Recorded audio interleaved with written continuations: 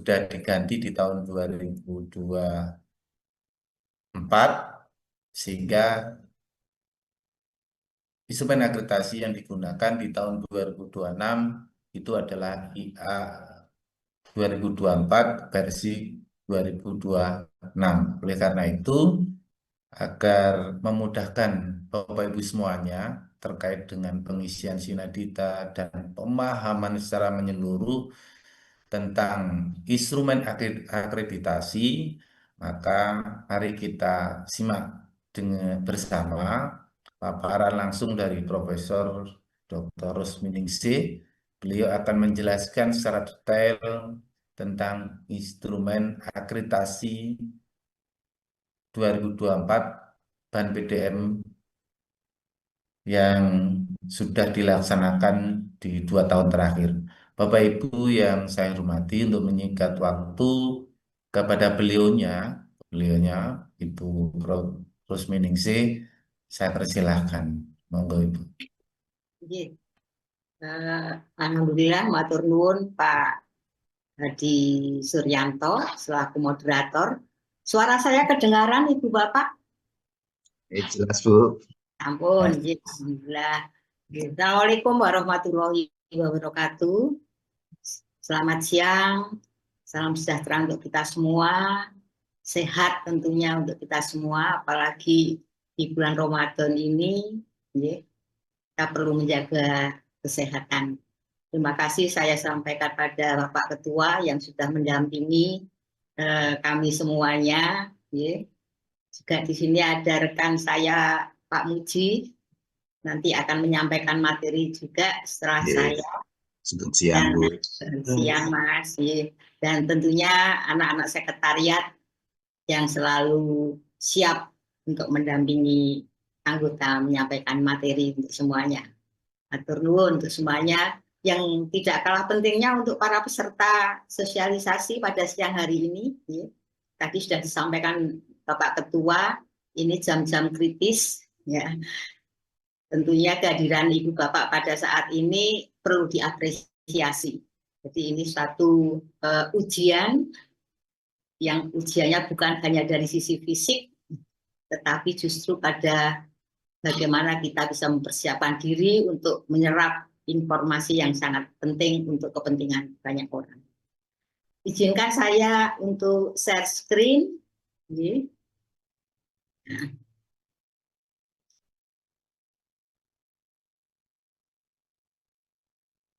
Bisa dipresani?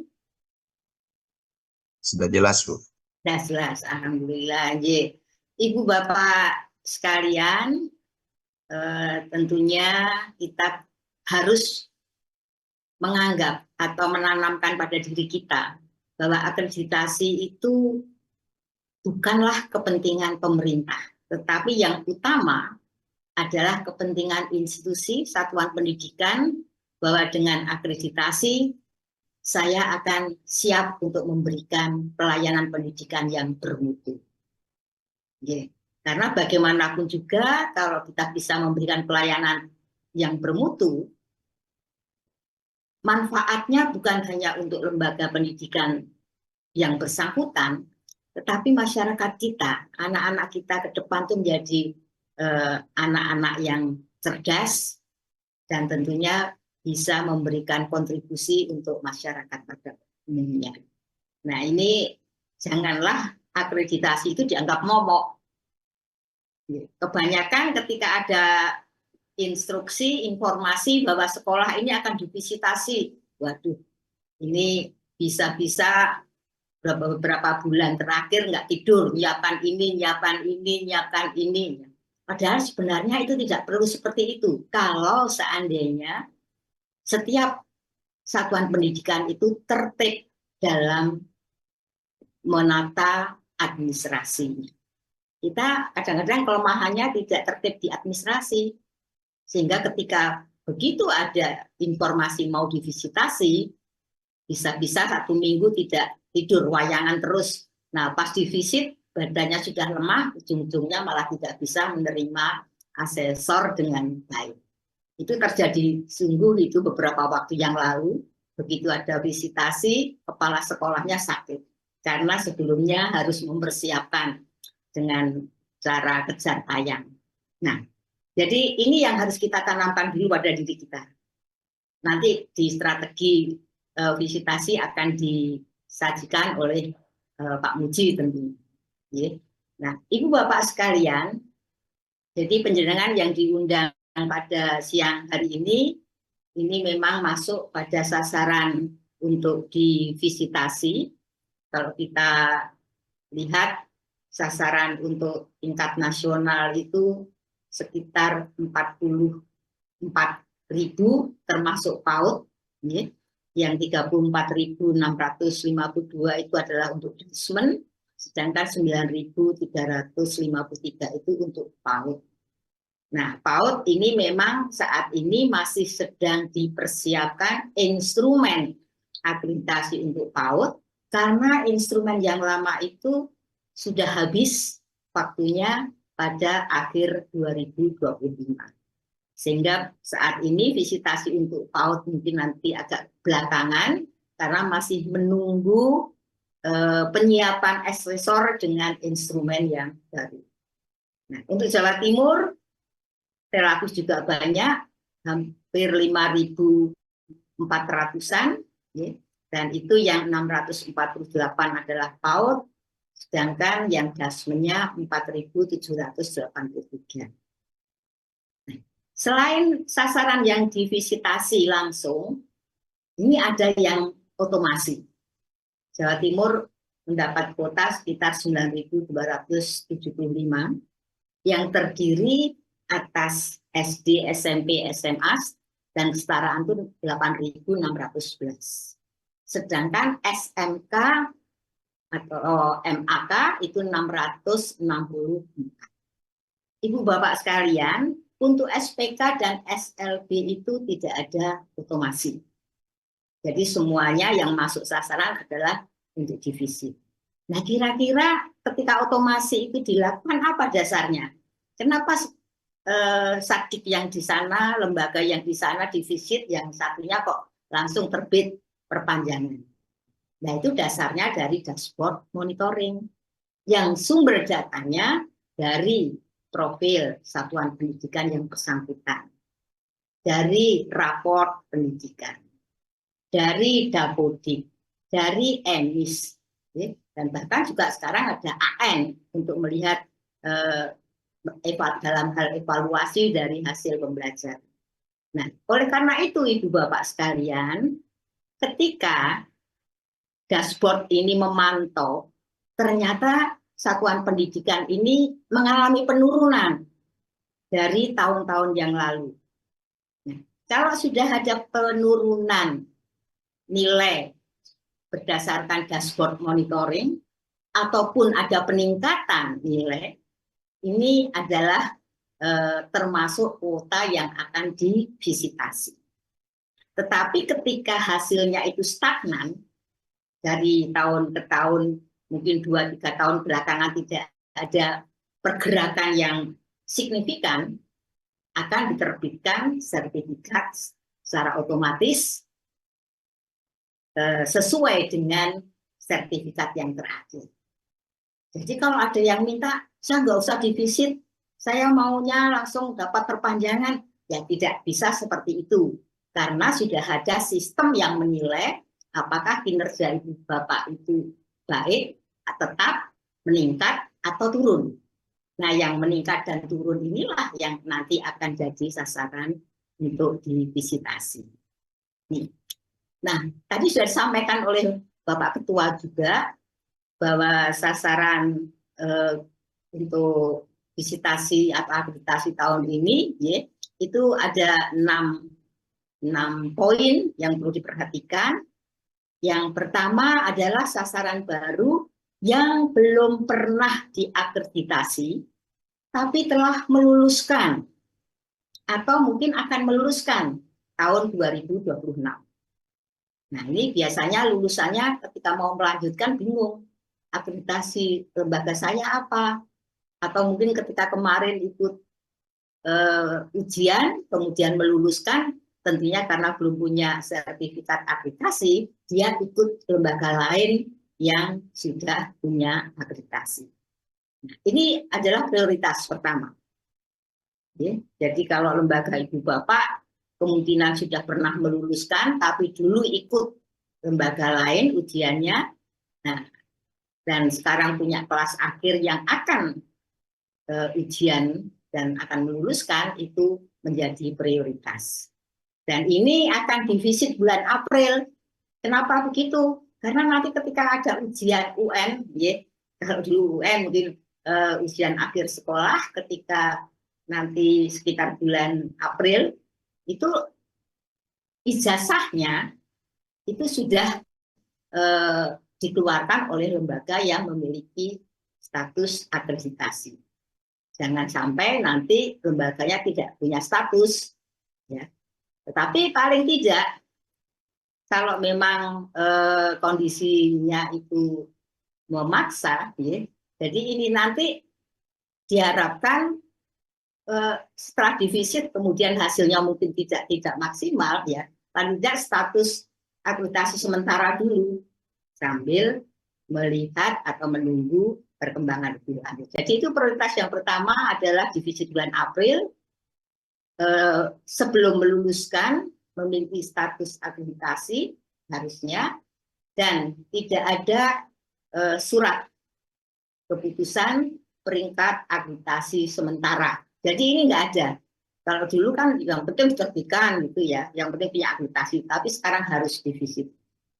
Nah, sasaran yang kedua itu visitasi tahun 2025 karena kuota terbatas atau alasan lain yang akhirnya tidak divisit. Jadi tahun lalu Ibu Bapak, mungkin satuan pendidikan Ibu Bapak masuk kuota, tapi tidak jadi divisit. Karena apa? Dananya terbatas, anggarannya terbatas, sehingga sekarang menjadi prioritas yang kedua. Jadi ini untuk memenuhi hak satuan pendidikan karena mestinya sudah divisit tahun lalu, tetapi sekarang belum.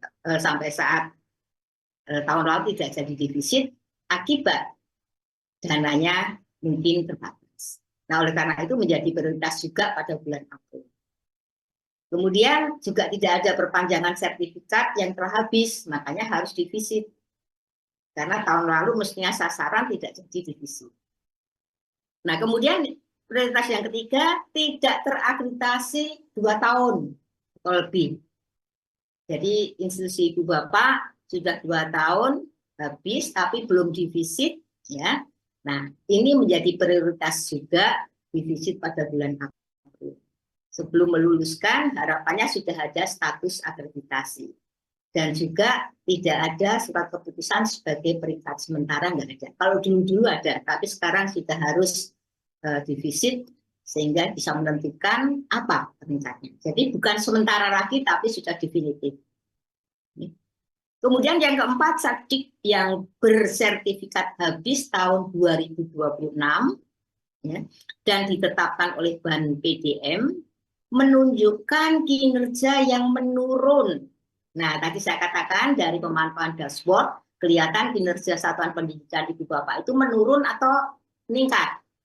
Nah, yang menurun atau meningkat inilah yang menjadi sasaran visitasi. Tetapi yang stagnan, yang tetap itu nanti akan terbit sertifikat perpanjangan. Kecuali SLB dan SPK. Ya, serta kesetaraan yang menjadi sasaran visitasi. Jadi ini yang perlu diperhatikan, SLB, SPK, ya, apakah menurun atau kondisinya stagnan tapi tidak diterbitkan secara otomatis. Kemudian tadi Satdik yang kinerjanya meningkat.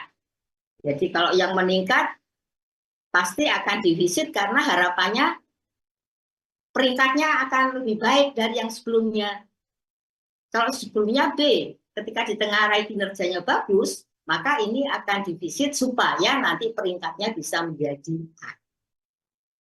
Di luar kriteria 1 sampai dengan 5, yaitu sasaran baru yang belum punya kelas akhir dan reakreditasi yang masih berlaku sertifikatnya, ini nanti tergantung kuota. Tetapi ketika ibu bapak tidak punya kelas akhir atau baru mulai kelas-kelas awal, ini tadi disampaikan Pak Ketua boleh mengajukan pengunduran diri tentunya dengan mengunggah surat keberatan defisit dengan alasan salah satunya adalah belum ada kelas akhir. Ini kriteria yang ada. Nah, kalau yang ini adalah untuk PAUD. Jadi PAUD ini nanti yang sekitar 668 tapi masih agak belakangan karena apa? Karena masih menunggu instrumen. Ya. Jadi untuk PAUD itu ada 4 prioritas. Yang pertama belum pernah divisit. Yang kedua reakreditasi untuk visitasi yang tahun 2008 sampai dengan 2011. Berarti yang dulu sudah pernah divisit sekitar tahun 2008 sampai dengan 2011. Kemudian ada reakreditasi yang visitasinya 2012 sampai dengan 2019. Jadi kalau 2019 paling tidak ini kan harusnya 2023 sudah lewat. Nah, kemudian untuk reakreditasi yang visitasinya tahun 2021. Sehingga tahun 2026 ini harus dilakukan visitasi. Ini untuk PAUD. Ibu Bapak sekalian, tadi sudah disinggung juga oleh Bapak Sekretaris, kalau instrumen yang dipakai saat ini adalah instrumen 2024 versi 2025. Jadi masih menggunakan seperti yang tahun lalu. Nah, 2024 sendiri itu perkembangan dari 2020. Dulu ada instrumen 2020, jadi waktu COVID itu kemudian dikembangkan, disempurnakan tahun 2024. Nah, sekarang ada penyempurnaan lagi. Dari instrumen yang ada ini ada 3 prinsip, Ibu Bapak, kalau kita lihat. Pertama, yang dikembangkan itu harus punya prinsip bermakna. Yang kedua, kontekstual. Dan yang ketiga adalah inklusif. Jadi akreditasi yang lama itu orientasinya lebih banyak pada compliance, ya, jadi lebih pada pemenuhan syarat-syarat sesuai dengan peraturan, tetapi yang sekarang lebih pada performa, kinerja yang dilihat. Makanya dulu-dulu kalau kita visitasi, itu yang dilihat ketika satuan pendidikan itu menyediakan tumpuan dokumen, ya, itu asesor sudah memberikan judgement, penilaian, waduh ini bagus ini sekolahnya karena dokumennya banyak, lengkap. Nggak taunya ketika diperiksa hanya covernya yang namanya beda, tetapi isinya kok namanya sekolah lain. Nah itu seringkali ditemui seperti itu karena copy paste dari sekolah institusi lain. Sekarang bukan itu yang dilihat, tetapi yang dilihat itu justru dari apa yang sudah dikerjakan oleh satuan pendidikan tadi sehingga itu bisa ditengarai sebagai kinerja. Nah, bermakna di sini, Ibu Bapak sekalian, itu menunjukkan bahwa apa yang kita potret dalam instrumen tadi itu akan memberikan manfaat bagi penyelenggara pendidikan dalam memperkuat dan mempertahankan kinerjanya yang baik, serta akan berusaha untuk memperbaiki kinerja yang masih lebih baik. Karena apa? Di dalam penskoran itu sudah ada grade dari yang sangat baik, kemudian cukup, kurang sekali lah. Kalau misalnya posisinya berada pada cukup, tentunya lembaga atau institusi atau satuan pendidikan akan berpikir bagaimana caranya saya bisa menuju ke yang baik atau sangat baik. Oke. Kalau dulu kan tidak, hanya ada, tidak, tetapi sekarang sudah ada grade, ada skor, ya, dengan 4 rentang penilaian. Sehingga kalau penjenengan bisa melihat, saya kok masih di posisi 2 atau 3 misalnya rata-ratanya. Nah, bagaimana caranya saya bisa membuat skor yang maksimal? Itu yang bermakna. Jadi harapannya setelah ada akreditasi keluar peringkatnya, Jangan terus santai. Tetapi bagaimana hasilnya itu bisa ditindaklanjuti dengan melakukan refleksi.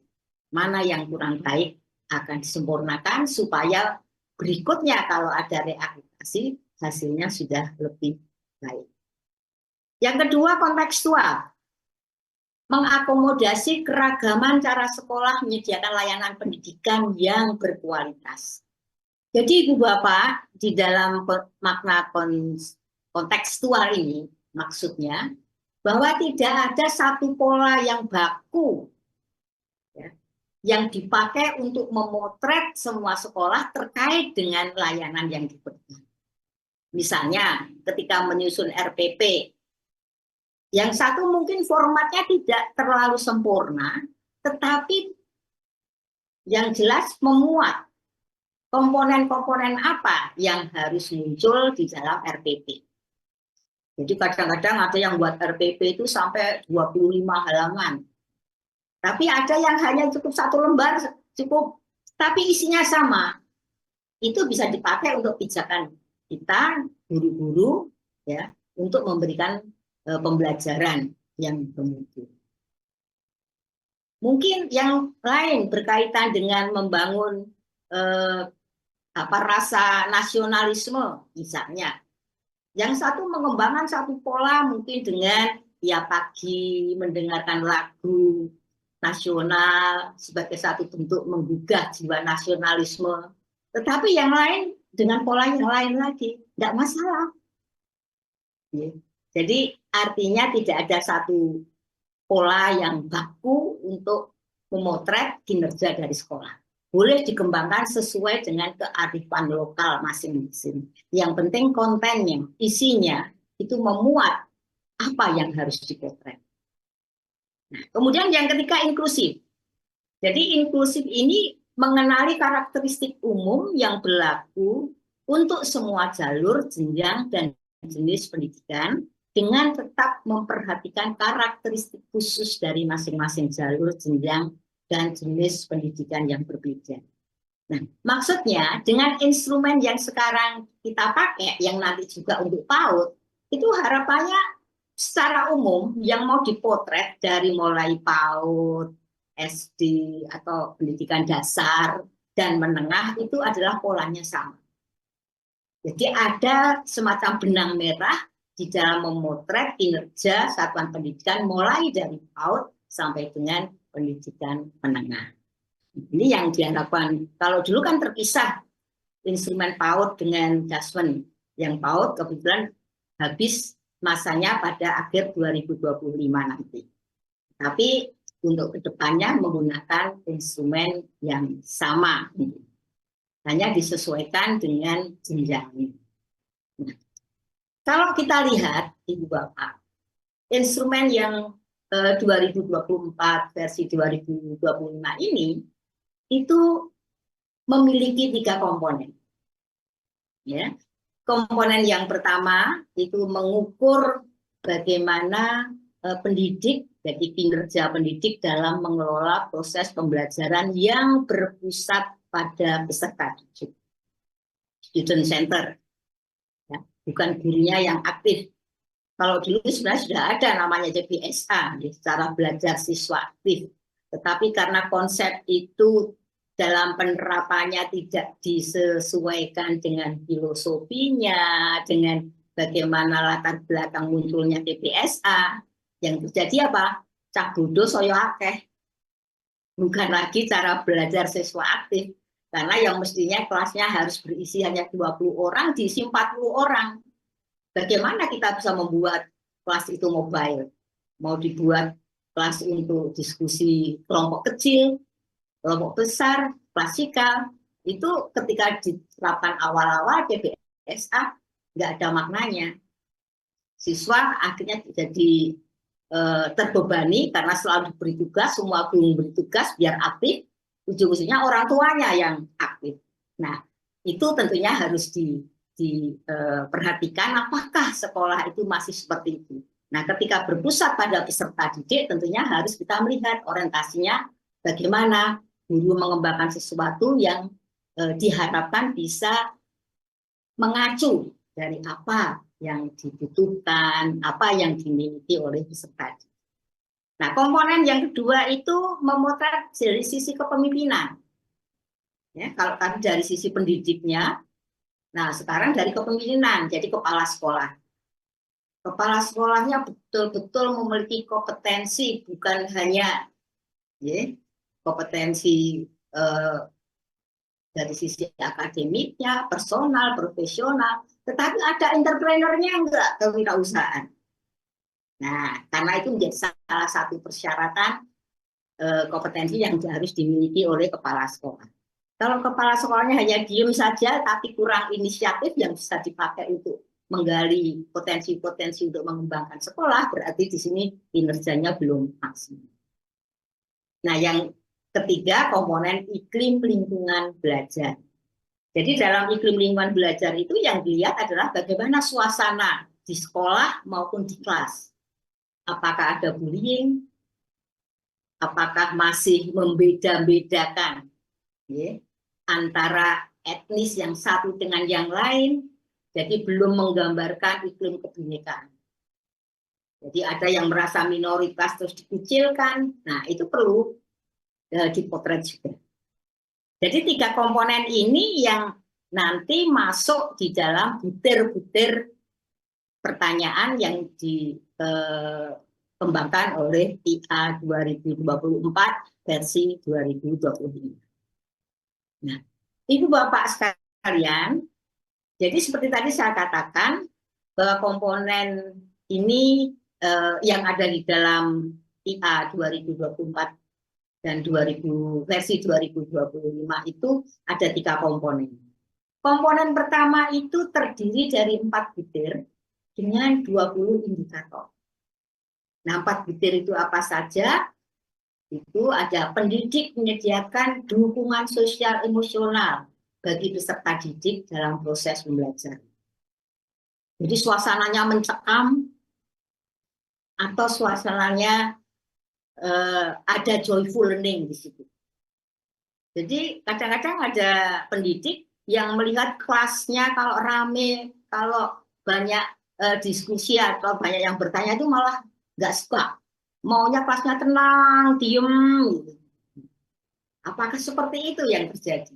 Nah, kalau seperti itu bagaimana anak yang ingin bertanya sesuatu, yang ingin mereka diakui pendapatnya, dihargai nggak? Ada kesempatan nggak? Nah, hal seperti ini juga perlu diperhatikan. Karena kita tahu kalau nggak dari kebutuhan Maslow itu yang paling tinggi adalah untuk aktualisasi. Kadang-kadang anak juga pengen menunjukkan aktualisasi dirinya, bahwa saya bisa menjawab pertanyaan. Itu harus ada kesempatan. Kemudian butir yang kedua, pendidik mengelola kelas untuk menciptakan suasana belajar yang aman, nyaman, dan mendukung tercapainya tujuan pembelajaran. Nah, ini juga bisa kita lihat. Jadi manajemen kelas di sini sangat penting. Apakah pendidiknya itu bisa menata kelas sehingga suasananya menjadi nyaman. Sudah tahu anak ini pendiam sekali, nggak berani apa, ditaruh di belakang. Ya tambah nggak berani bersuara sama sekali. Coba kalau anak ditaruh di depan, dia merasa dapat perhatian, mungkin suasananya berbeda. Ketika sudah anaknya pendiam, kemudian penakut, ditempatkan di belakang sendiri. Nah, tambah aman itu. Nah, kemudian yang ketiga, pendidik mengelola proses pembelajaran secara efektif dan bermakna. Jadi biasanya adanya alat peraga, adanya media, itu menjadikan pembelajaran itu lebih efektif, lebih bermakna. Daripada kita ngomong banyak, tapi itu hanya abstrak. Nah, ketika kita berbicara tentang media, alat peraga, dan sebagainya, itu tidak harus sesuatu yang mahal. Kita mau memberikan, misalnya pendidik mau memberikan pelajaran tentang masalah tanaman. Kalau di situ ada tanaman, kenapa tidak kita ajak ke keluar kelas, melihat bagaimana proses tumbuhnya. Jadi tidak harus semuanya hanya di dalam kelas. Gunakan apa yang ada di sekitar sekolah itu untuk memfasilitasi pembelajaran supaya pembelajarannya lebih efektif dan lebih bermakna. Butir yang keempat itu berkaitan pendidik memfasilitasi pembelajaran yang efektif dan membangun keimanan, ketakwaan, komitmen kebangsaan, kemampuan bernalar, dan memecahkan masalah, serta karakter dan kompetensi lainnya yang relevan bagi peserta didik. Jadi suasana pembelajaran di kelas itu sebenarnya bisa membangun ya, beberapa hal, misalnya berkaitan dengan karakter, berkaitan dengan kemampuan bernalar, ya. Tentunya ini juga tergantung pada pendidiknya. Apalagi sekarang banyak media yang bisa kita gunakan untuk membantu dalam pembelajaran. Misalnya ketika kita ingin melihat bagaimana kondisi wilayah atau daerah, yang satunya ayem tentrem, yang satunya penuh dengan gejolak. Tayangkan saja kejadian yang ada di dua tempat. Anak-anak suruh menganalisis. Menurut Anda, mana yang lebih bagus?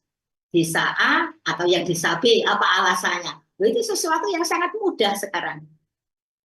Cuman masalahnya, apakah pendidik-pendidik kita sudah sampai sana?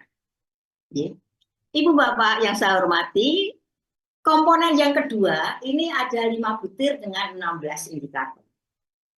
Nah, komponen yang kedua ini berbicara tentang kepemimpinan. Tentunya ini porsinya kepala sekolah, kepala madrasah, atau kepala satuan pendidikan. Pernahkah kepala satuan pendidikan itu punya budaya refleksi untuk perbaikan pembelajaran yang berpusat pada peserta didik, serta evaluasi kinerja untuk membuat rencana pengembangan yang lebih baik bagi pendidik maupun tenaga pendidikan? Indikatornya apa atau mungkin ciri-cirinya apa? Sering nggak mengumpulkan tendi, guru untuk melakukan refleksi diri? Apa yang belum pas dengan apa yang sudah saya lakukan? Apakah murid-murid saya merasa nyaman ketika saya mengajar? Ataukah murid-murid saya terlalu pasif ketika saya? Nah, itu harus dilakukan dengan dipimpin oleh kepala sekolah. Lain nanti kaitannya dengan supervisi klinis, kalau itu berkaitan dengan pembelajaran. Jadi kepala sekolah wajib tahu bagaimana model pembelajaran yang inovatif ketika melakukan supervisi di kelas, kemudian menengarai gurunya belum aktif dalam pembelajaran, dan nanti dilakukan supervisi klinis. Yang keenam, ini berkaitan dengan kepala satuan pendidikan menghadirkan layanan belajar yang partisipatif dan kolaboratif untuk tercapainya visi dan misi.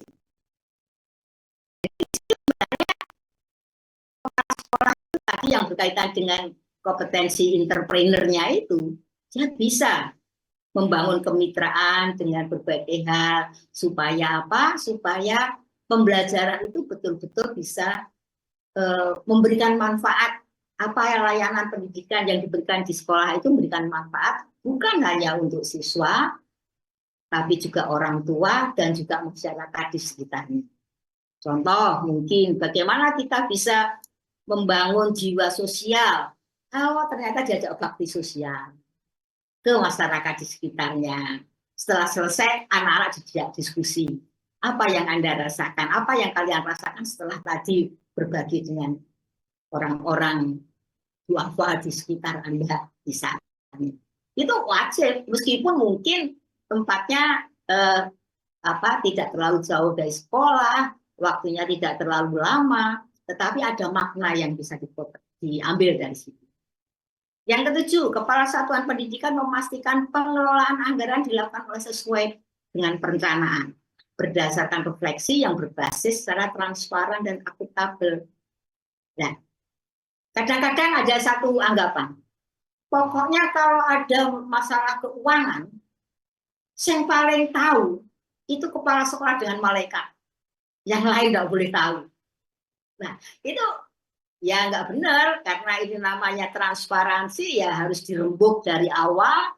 Jadi stakeholder yang ada diajak berbicara.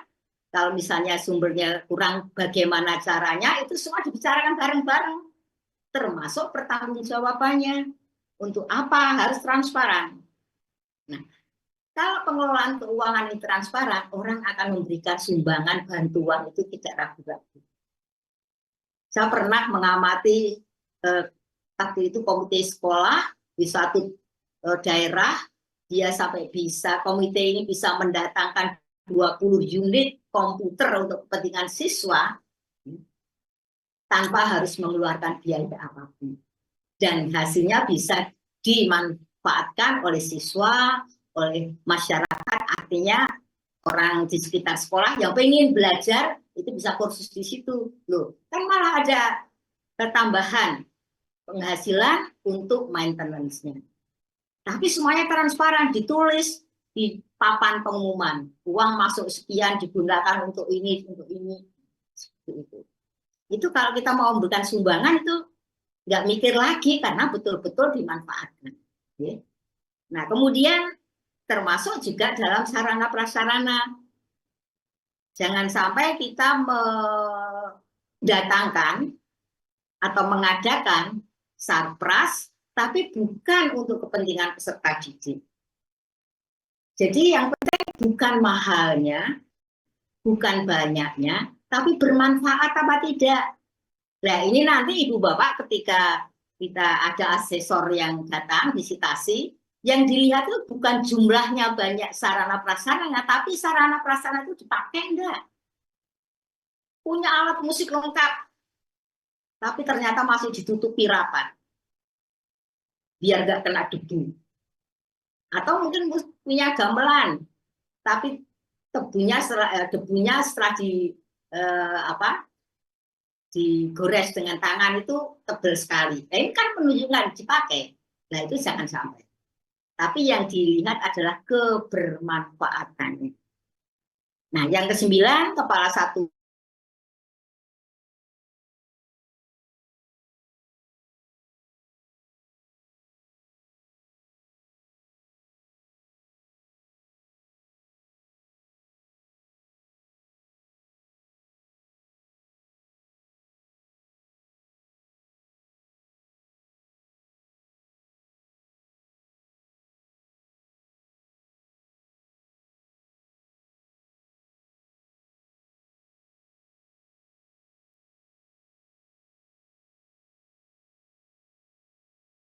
Adi, Prof. Sepertinya ada masalah jaringan gitu. Oke. Kita tunggu sebentar, 1 menit. Kalau tidak ada, kita lanjutkan ke materi selanjutnya. Terus masih.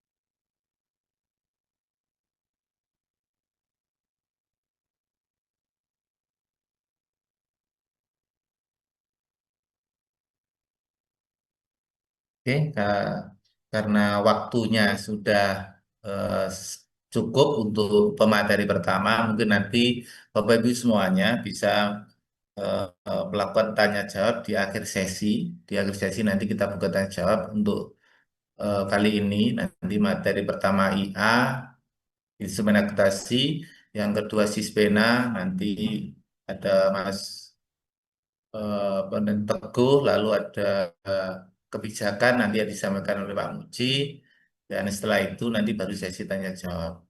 Untuk materi selanjutnya yang tentang Sispena akan disampaikan langsung dari tim IT kami, dari Saudara Teguh, untuk memaparkan tentang bagaimana sih kita mengisi DKA dan memudah DU di Sispena.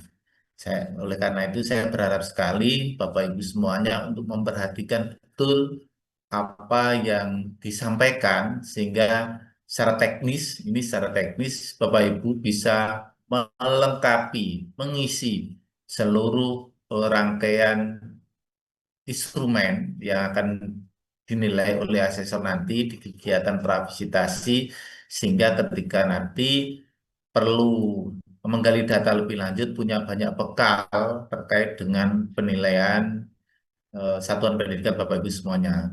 Untuk Saudara Teguh, monggo saya persilahkan.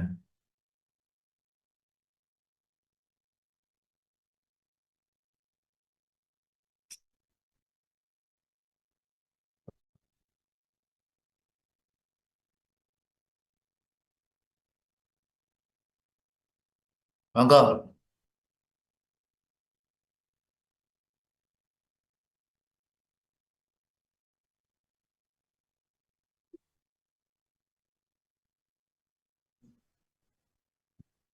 Belum masuk, Mas Teguh. Suara saya masuk? Ini, Masuk Mas tadi Mas. suara saya masuk. Masuk Mas. Oke.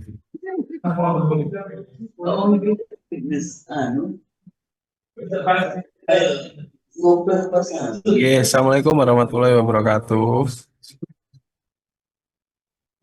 Eh, hari ini Salam. terima kasih Pak Hadi sudah eh, mengantarkan. Setelah ini nanti kita akan eh, ke bagian utama nih, yaitu terkait Sispena Bapak Ibu. Ini nanti yang harus Bapak Ibu hadapi untuk berjalannya akreditasi. Ini nanti saya langsung saja pinjam NPSN dari salah satu peserta ya. Sebentar.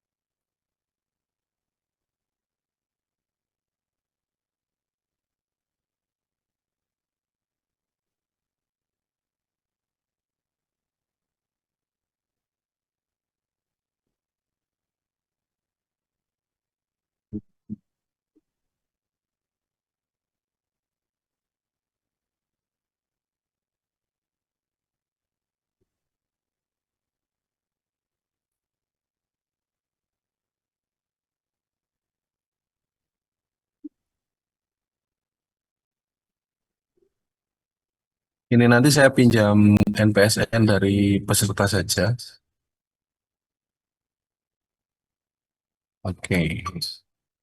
Jadi Bapak Ibu yang pertama ini nanti Bapak Ibu untuk mengakses Sispena, Bapak Ibu nanti bisa eh, cari aja di Google ya. Ketik saja Sispena.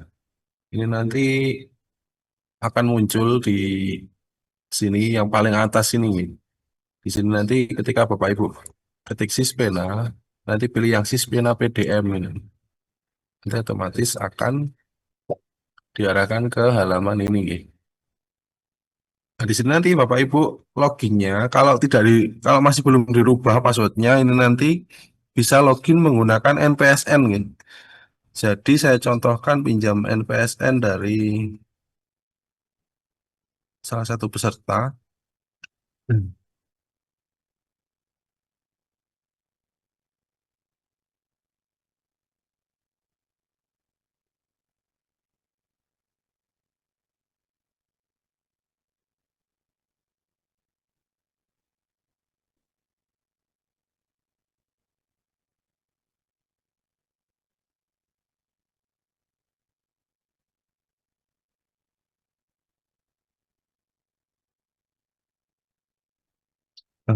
Salah satu peserta MPSN dari SMP Tahfatul bisa pinjam dulu untuk saya coba login ke sini, masuk.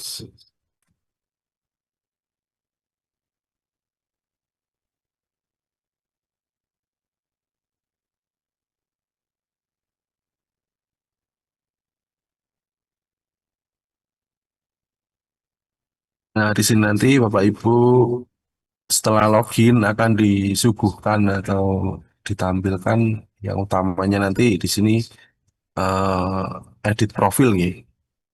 Edit profil ini nanti kami mohon sekali Bapak Ibu untuk mengisi email, nomor telepon, nomor perwakilan handphone yang sudah terhubung dengan WhatsApp nih. Setelah itu nanti apabila masih eh, kurang lengkap atau kurang sesuai ini nanti terkait visi dan misi bisa dilengkapi Bapak Ibu. Setelah ini selesai, Bapak Ibu kirim terus nanti akan eh, lanjut ke halaman dashboard ini.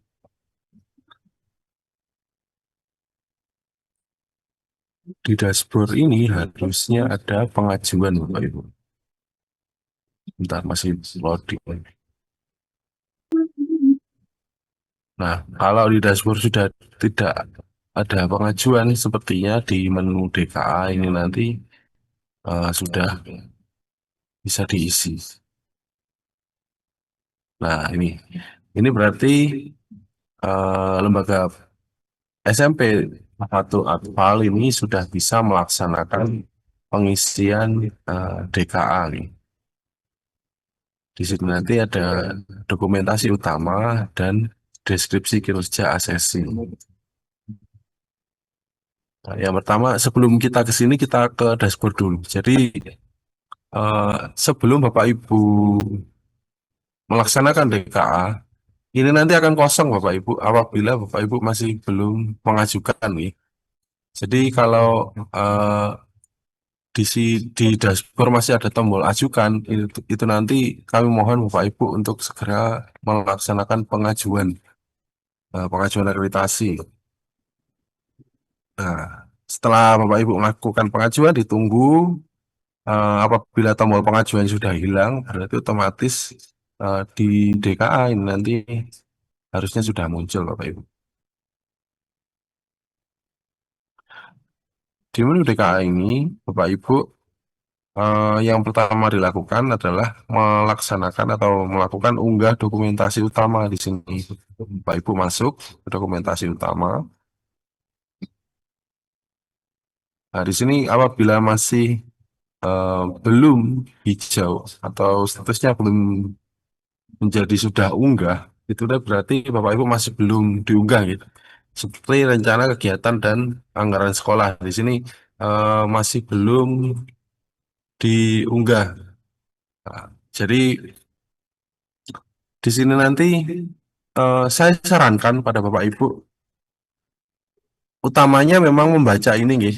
Ini eh, dipahami dulu bahwa filenya maksimal 2 MB Bapak Ibu. Lalu besaran untuk video maksimal 10 MB juga sama.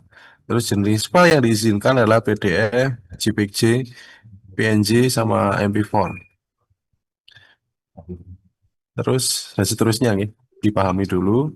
Nah, sebelum Bapak Ibu mengerjakan DKA, nih, sebenarnya saya menyarankan pada seluruh lembaga yang akan akreditasi untuk membuat email khusus Bapak Ibu. Email khusus yang mana ini nanti digunakan khusus untuk akreditasi sehingga terpisah dari email yang sudah ada sehingga benar-benar masih kosong Bapak Ibu yang gunanya nanti untuk mengunggah kebutuhan akreditasi. Nah, di sini nanti Bapak Ibu terkait dokumen ini, dokumen yang dibutuhkan di sini, saya sarankan buat folder, ya. Buat folder tiap nama yang dibutuhkan di sini.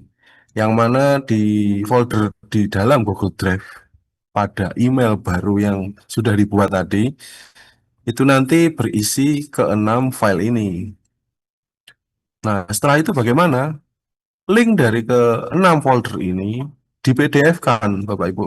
Dirubah menjadi file PDF, yang mana nanti Bapak Ibu unggah ke sini.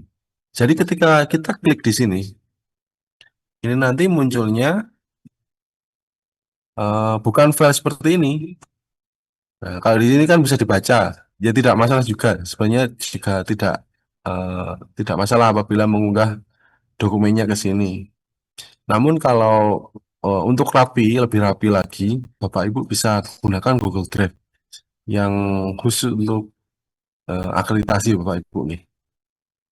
Jadi ketika linknya diklik, itu nanti akan muncul link yang sudah merujuk ke Google Drive kurikulum ini tadi yang sudah diunggah ke Google Drive. Sehingga nanti ketika buka semuanya, ini nanti hanya berisi link yang menuju ke Google Drive khusus akreditasi lembaga Bapak Ibu. Seperti itu.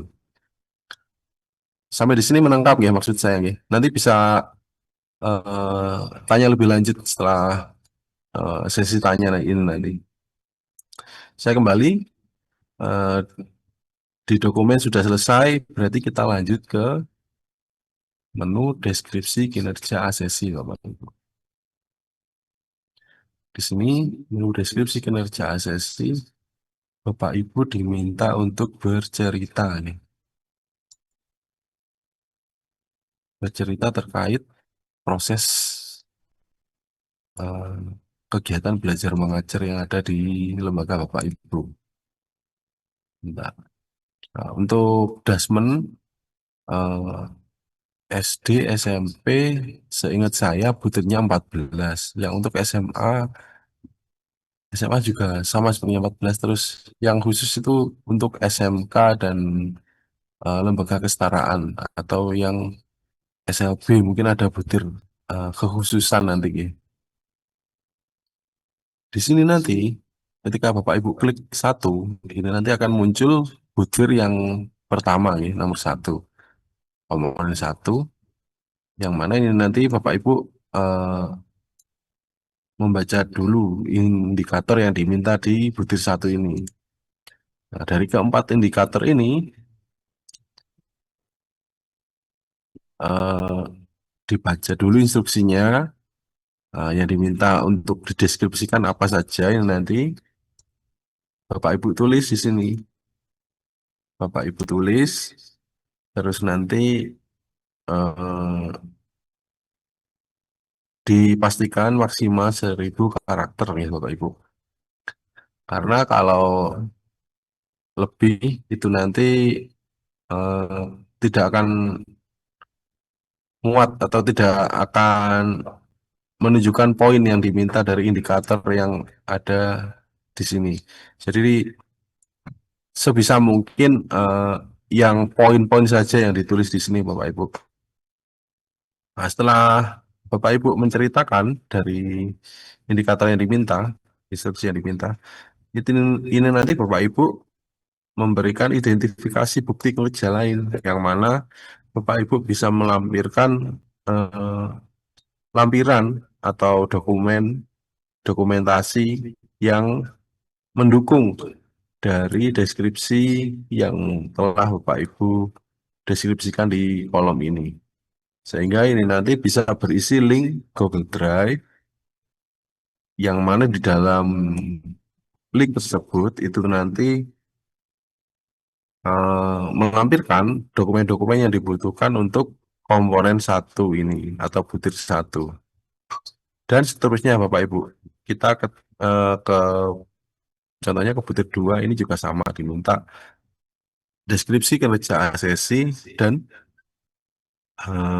identifikasi bukti kerja lain seperti ini. Seperti itu. Sampai butir 14. Ketika nanti Bapak Ibu selesai, ini nanti akan muncul tombol simpan dan selesai. Nah, Ketika simpanan selesai, ini nanti Bapak Ibu bisa eh, menunggu, tinggal menunggu jadwal untuk divisitasi. Nggih. Jadi ini sebisa mungkin Bapak Ibu buat tim, nggih. Di lembaganya buat tim, dikepalai satu orang, diketuai satu orang untuk khusus mengerjakan ini. Karena ini tidak akan selesai jika dikerjakan satu orang, Bapak Ibu. Nggih. Jadi saya sarankan untuk lembaga untuk membuat tim khusus untuk mengumpulkan dokumen-dokumen yang dibutuhkan untuk akreditasi. Nggih. Karena kalau dikerjakan satu orang, sudah pasti akan lama selesainya, Bapak Ibu. Jadi biar cepat, ini nanti saya menyarankan untuk Bapak Ibu membuat tim. Oke, saya kembali lagi ke halaman utamanya Sispena. Jadi Sispena hanya itu tadi, Bapak Ibu. Mengajukannya melalui dashboard nih. Jika dashboardnya sudah kosong seperti ini, itu berarti di menu DKA-nya sudah terisi. Oke. Setelah Sispena, Bapak Ibu, kita di provinsi punya situs atau halaman atau portal yang untuk membantu pengarsipan atau pengolahan administrasi lembaga-lembaga yang dikelola oleh Provinsi Jawa Timur. Jadi kita punya namanya Sinadita, Bapak Ibu. Di Sinadita ini nanti Bapak Ibu bisa melihat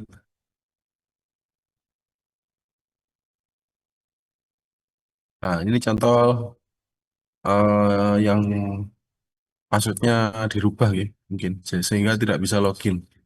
Sebentar, saya resetkan dulu.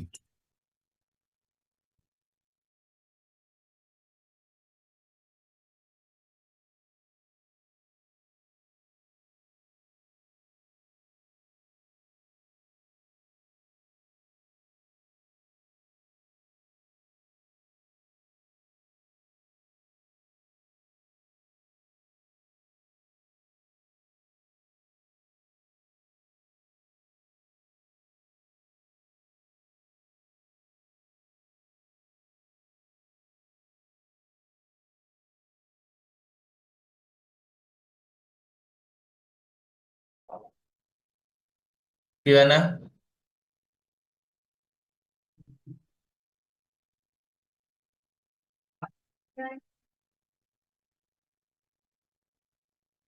Sudah Mas Teguh? Ya, ini baru saya reset, Pak. Sebentar, sebentar.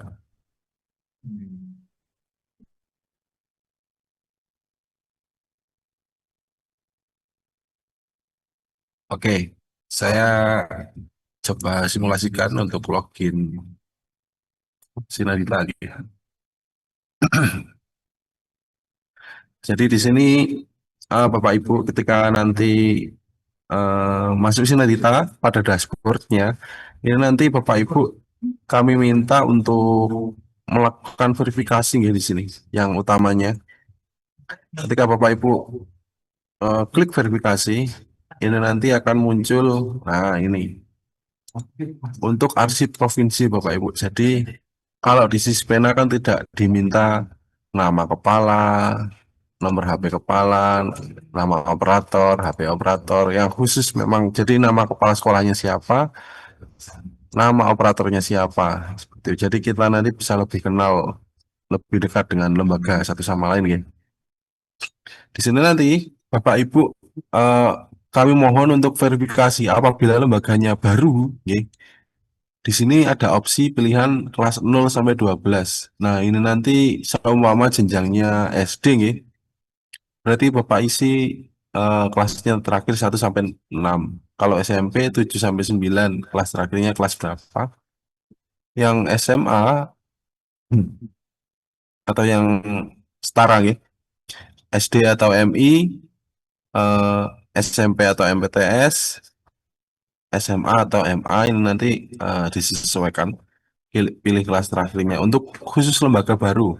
Nah, contohnya lembaga ini, lembaga SMP Tuhfatul Atfal ini adalah statusnya BT. BT ini berarti lembaga baru atau belum pernah terakreditasi nih. Jadi ini nanti kami harap Bapak Ibu mengisi di sini. Hanya ini saja, 6 kolom ini yang kami minta Bapak Ibu. Nah, di sini ada file surat keterangan. File keterangan di sini eh, digunakan apabila Bapak Ibu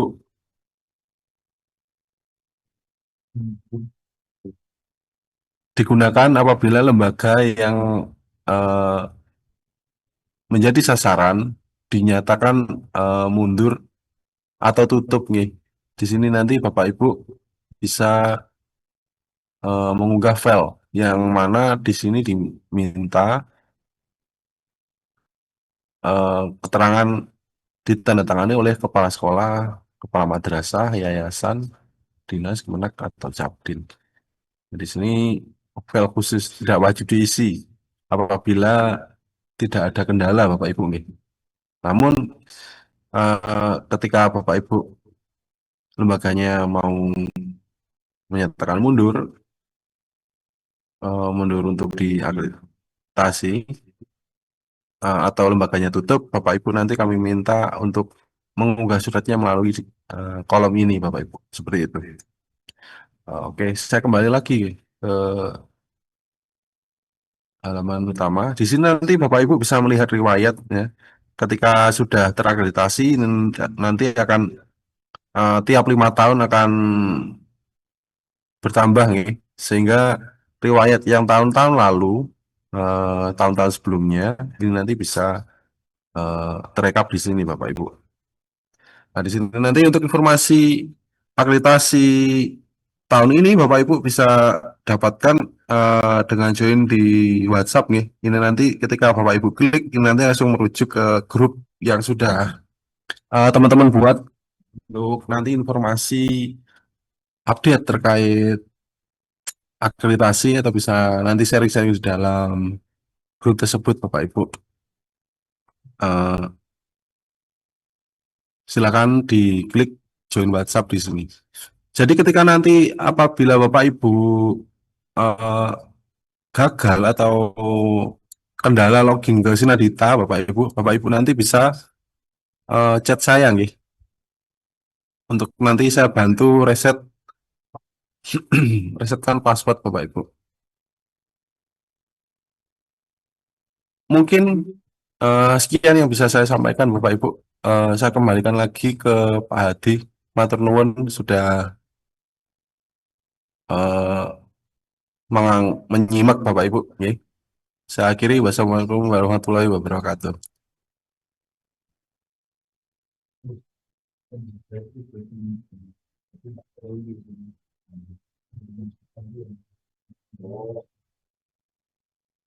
Silakan Pak Adi.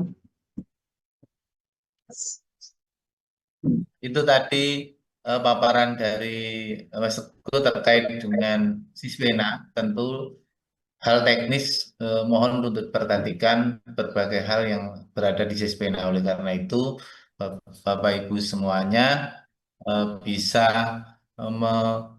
memperhatikan atau menerapkan nanti apa tip-tip yang sudah dilaksanakan atau sudah disampaikan oleh eh, narasumber tadi. Untuk kegiatan selanjutnya adalah Pak Adi, materi kebijakan yang Pak Adi, akan disampaikan. Ya, Bu Prof masih ya Pak Muji. tanggung tadi biar ditambahkan.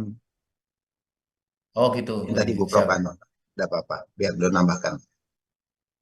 Oke. Oke, silakan. Untuk selanjutnya, oke, monggo. Untuk Bu Prof sudah masuk, sudah monem, sudah Bu Prof Rusminingsih.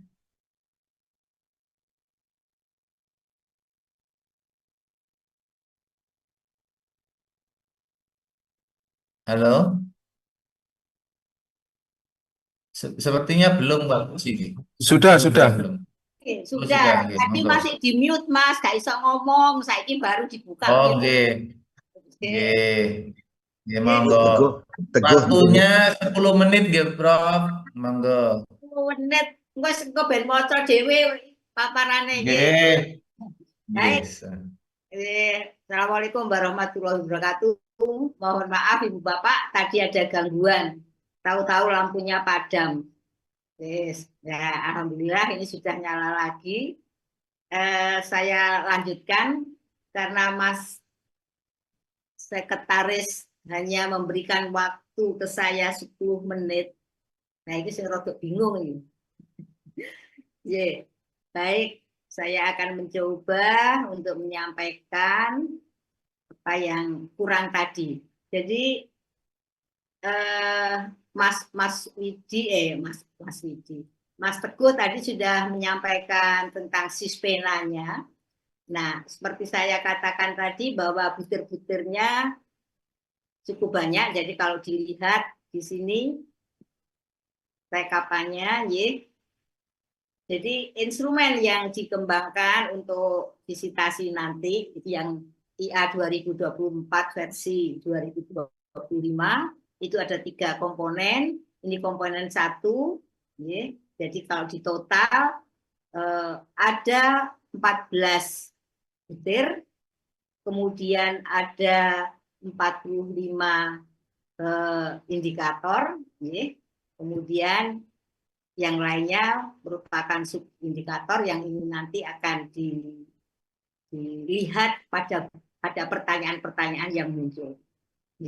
Nah, Ibu Bapak sekalian, ini saya berikan contoh, tadi sudah disinggung juga komponen 1 itu apa saja isinya, butirnya. Nah, kalau kita cermati, ini kita mencoba melihat contohnya 1 butir. Jadi di sini komponen 1, butir 1 itu berbicara pendidik menyediakan dukungan sosial emosional bagi peserta didik dalam proses pembelajaran. Nah, terus dari butir 1, indikator 1 itu ditengarai ada interaksi yang setara dan saling menghargai. Dari interaksi yang setara dan saling menghargai itu kalau dioperasionalkan, maksudnya adalah ada kinerja guru dalam berinteraksi dengan siswa selama proses pembelajaran agar siswa atau murid merasa aman untuk bertanya, berpendapat, berdiskusi, dan tidak merasa takut salah. Jadi di situ ada enggak keberanian untuk siswa dalam mengungkapkan pendapat. Nah, itu nanti yang akan dilihat ketika visitasi. Tetapi ketika ada visitasi oleh asesor, ternyata sekolahnya diem, anteng, gitu. Nah, berarti nggak ada interaksi. Gitu. Nah, kemudian dari definisi operasional ini dijabarkan dari subindikator. Jadi nanti yang mau dipotret dari komponen 1, butir 1, dengan subindikator yang ada ini, antara lain, ada nggak percakapan bermakna antara guru dan murid? Ada nggak interaksi antara guru dan murid dalam proses pembelajaran dengan menggunakan kosakata yang menghargai? Misalnya muridnya ketika menjawab salah, langsung gini, itu saja nggak bisa jawab, nggak ada gunanya kamu belajar, misalnya. Ya, itu berarti kosakatanya tidak menghargai. Tetapi ketika, oh ya bagus, tapi coba nanti lain kali kamu baca yang ini. Kira-kira kalau jawabannya seperti ini bagaimana? Jadi anak nggak merasa takut. Nah, kemudian murid merasa dihargai, didengar dalam proses pembelajaran atau proses belajar. Nah, ini artinya bahwa ada kesempatan untuk bertanya, untuk menjawab, ya, dengan bahasa versinya murid sendiri. Kadang-kadang ada guru kalau nggak plek dengan buku yang diberikan, dianggap salah, ya. Dia tidak seperti itu. Tapi itu ada kenyataannya. Nah, kemudian ini mau digali dengan apa? Ada observasi, ada wawancara dengan murid, dan bukti-bukti lain yang relevan. Jadi Ibu Bapak yang ditulis nanti di dalam deskripsi kinerja asesi, ya, itu nanti akan dipotret dari sini. Nah, kemudian yang berikutnya, buktinya apa saja? RPP, video, lembar kerja mungkin, format penilaian, mungkin hasil karya. Jadi yang perlu diperhatikan bahwa mungkin satu bukti pendukung itu bisa dipakai untuk beberapa butir, asalkan itu relevan. Jadi tidak harus satu-satu itu berbeda. Nah, kira-kira Ibu Bapak harus memikirkan, kalau saya nanti pinginnya mendapatkan nilai sangat baik, berarti apa ya yang harus saya munculkan? Nah, ini nanti yang harus disampaikan di dalam Sispena, data-datanya didukung. Contohnya, ketika kuncinya sangat baik, maka guru memberikan kesempatan kepada murid untuk bertanya dan berkomentar. Mungkin mendengarkan dengan seksama, menanggapi dengan baik, kemudian dilakukan penggalian lebih lanjut, dan sebagainya. Ini harus muncul di dalam pembelajaran. Kalau dikatakan guru memberikan kesempatan atau pembelajaran yang bermakna, tapi ternyata bukti-buktinya tidak ada, maka sama saja bohong. Yang penting itu kinerja, bukti, bukan hanya kata-kata. Ini contoh.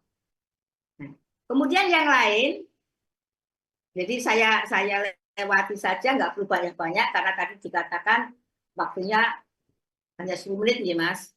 Nah, jadi ini untuk contoh-contoh butirnya, jadi ada nanti di PPT-nya bisa dilihat, semuanya lengkap. Nah, saya mencoba untuk menyampaikan, nah ini, bagaimana kita bisa mengukur kinerja satuan pendidikan. Jadi untuk mengukur kinerja satuan pendidikan itu ada 3 cara. Pertama, melalui dokumen utama, ini wajib, ada deskripsi kinerja asesi, dan pada saat visitasi. Ibu Bapak, ketika Ibu Bapak nanti mengunggah ke Sispena, jangan lupa dokumen utama itu sifatnya mutlak.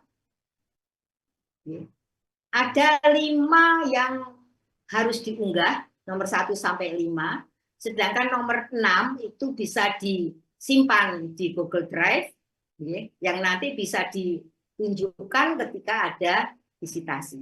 Apa saja? Kurikulum satuan pendidikan, ada rencana kerja tahunan, ada rencana kegiatan dan anggaran sekolah, ada kalender tahunan dari kegiatan pendidikan atau kalender akademik, dan contoh RPP. Yang namanya contoh berarti mungkin cukup 1 atau 2 saja, tidak semua mapel diunggah RPP-nya.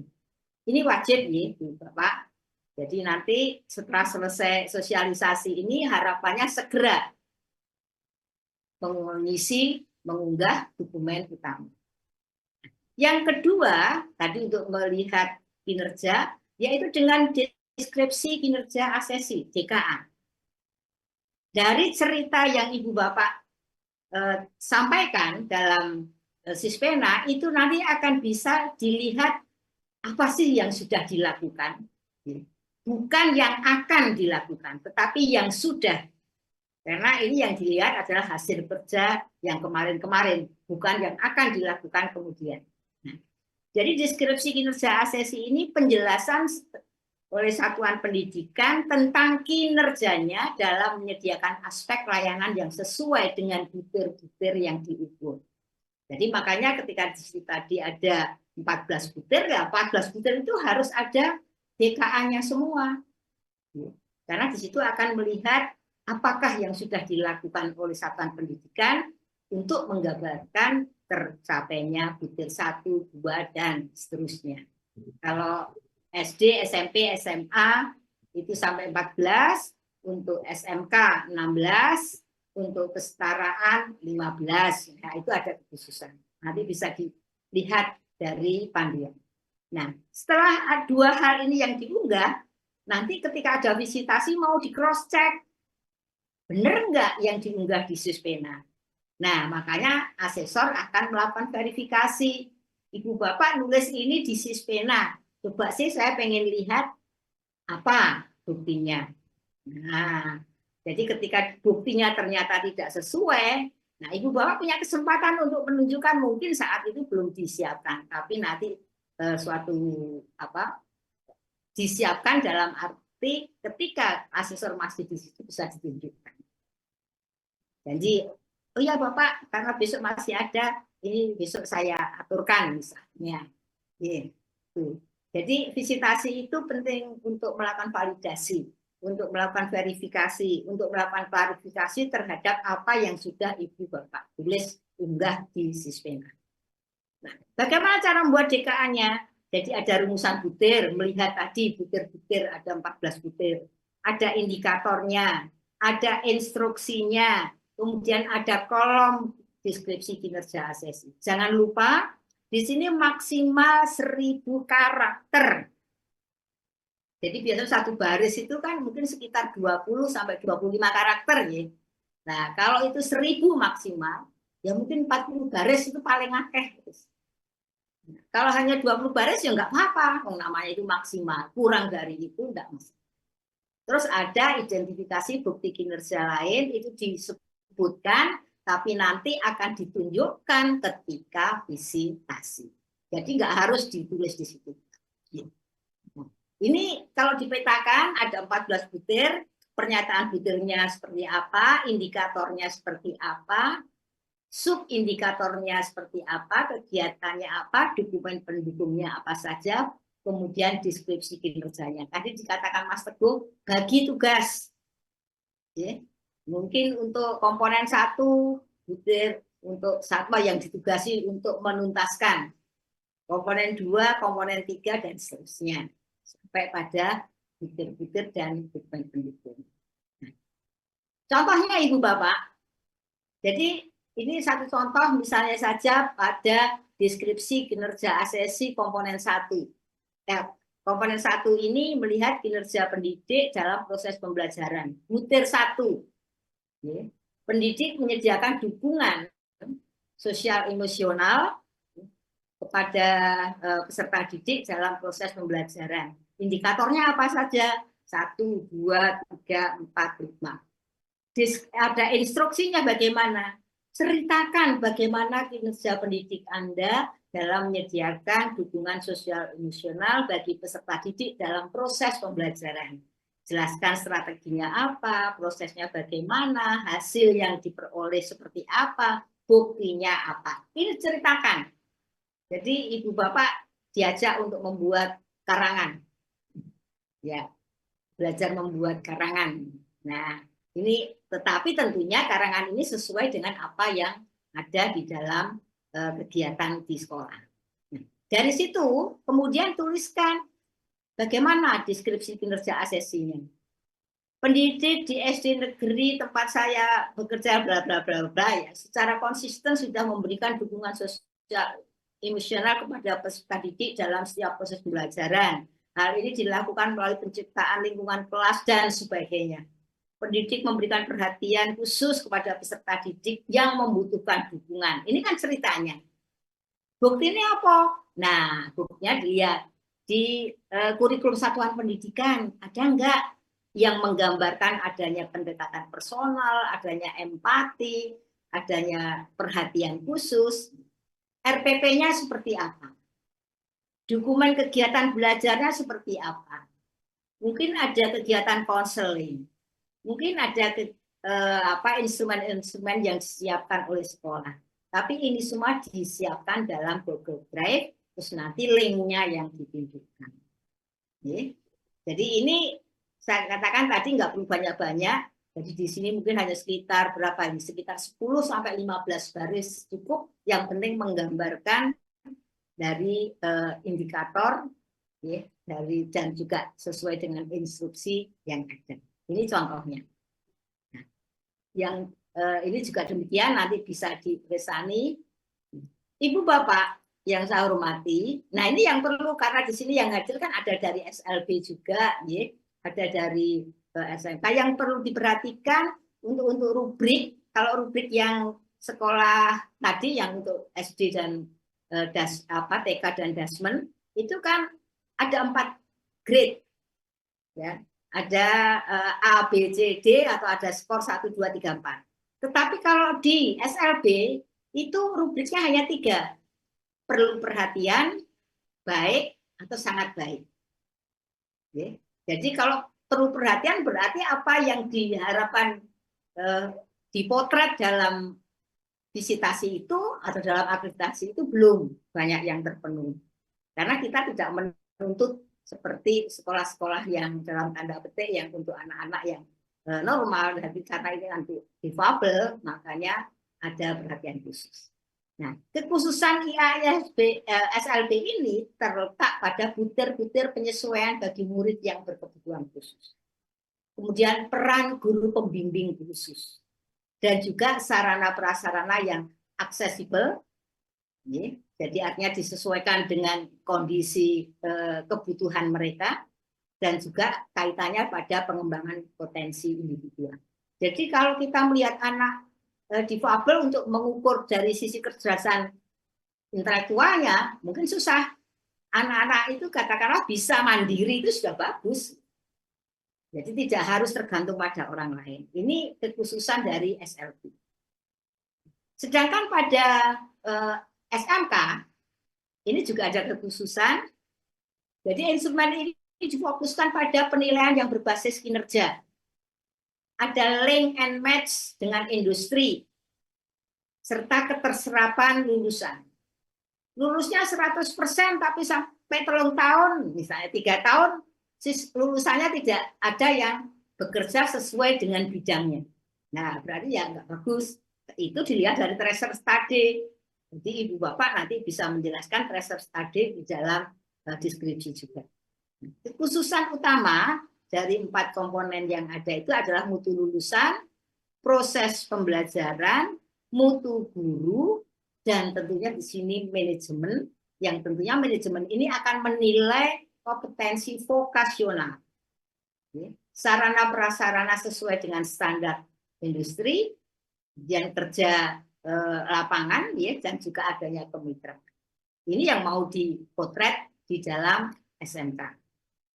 Nah, di sini untuk instrumen akreditasi, tadi saya katakan SMK itu ada tambahan 2 butir, sedangkan yang untuk kesetaraan ada tambahan 1 butir. Jadi nanti ada butir nomor 15, ya. Butir 15 itu berkaitan dengan internalisasi karakter kerja. Jadi membiasakan budaya kerja yang sesuai dengan standar keselamatan, kesehatan, keamanan, dan lingkungan. Ini ada enggak di situ? Kemudian yang butir 16 itu mengukur tentang kinerja luaran. Jadi lulusan itu apakah bisa langsung bekerja atau masih menunggu, masa tunggunya berapa lama, kemudian bekerjanya sesuai dengan latar belakang pendidikan apa tidak. Kadang-kadang bekerja, tapi ketika anak ini lulusannya misalnya saja otomotif, kerjanya jogo toko. Nah, tentunya tidak relevan seperti itu. Yang juga ini untuk PKBM atau kesetaraan itu butir ke-15 nanti akan melihat lulusan atau peserta didik yang memiliki keterampilan beradaptasi, berkarya, dan berperan dalam masyarakat. Jadi mereka lulusan PKBM atau kesetaraan itu bukan hanya sekedar mendapatkan sertifikat atau surat keterangan lulus yang dianggap setara dengan SD, SMP, bukan itu. Tetapi apakah memang apa yang dilakukan itu memiliki relevansi dengan pekerjaan-pekerjaan yang ditekuni. Ya, jadi lulusan PKBM-nya seperti apa? Ini contohnya. Kemudian kunci sukses atau kisah sukses dari anak-anak itu seperti apa? Nah, ini yang perlu dipotret. Ini contoh saja. Jadi itu Ibu Bapak sekalian, mohon maaf kalau tidak bisa tuntas, tetapi semua materi ada di link yang sudah dikirim oleh teman-teman di sekretariat. Terima kasih. Assalamualaikum warahmatullahi wabarakatuh. Nggih, matur suwun Ibu Rusminingsih, paparannya luar biasa Bapak Ibu semuanya yang sudah dijelaskan, baik dijelaskan tentang instrumen, jelaskan cara mengisi deskripsi kinerja dan instrumen kekhususan yang semuanya sudah dijelaskan. Sehingga saya berharap nanti Bapak Ibu tidak lagi kebingungan apa yang harus dilakukan ketika membuka Sispena. Untuk materi selanjutnya tentang kebijakan yang nanti akan disampaikan oleh anggota BNPB Provinsi Jawa Timur, Pak Mujirarjo, mohon disimak apa yang harus dilakukan tip-tipnya untuk sukses akreditasi, sukses penjaminan mutu.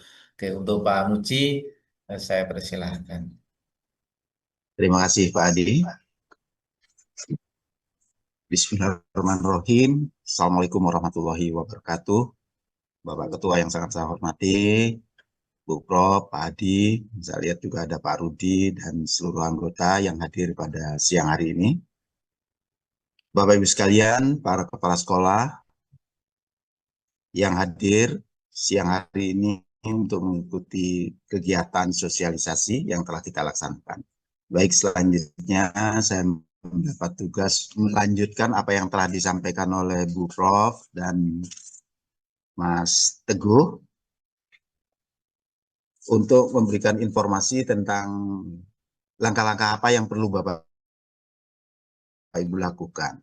Kalau tadi Bu Prof telah menyampaikan dan mengenalkan instrumen akreditasi yang akan kita gunakan pada pelaksanaan akreditasi tahun 2026. Dan Mas Teguh tadi sudah menyampaikan pula secara detail tentang hal-hal yang harus Bapak Ibu lakukan ketika mengisi Sispena. Bapak Ibu sekalian yang saya hormati, mudah-mudahan slide saya bisa terbaca. Sudah terlihat ya, Mas Teguh? Sudah. Belum di slide show ya.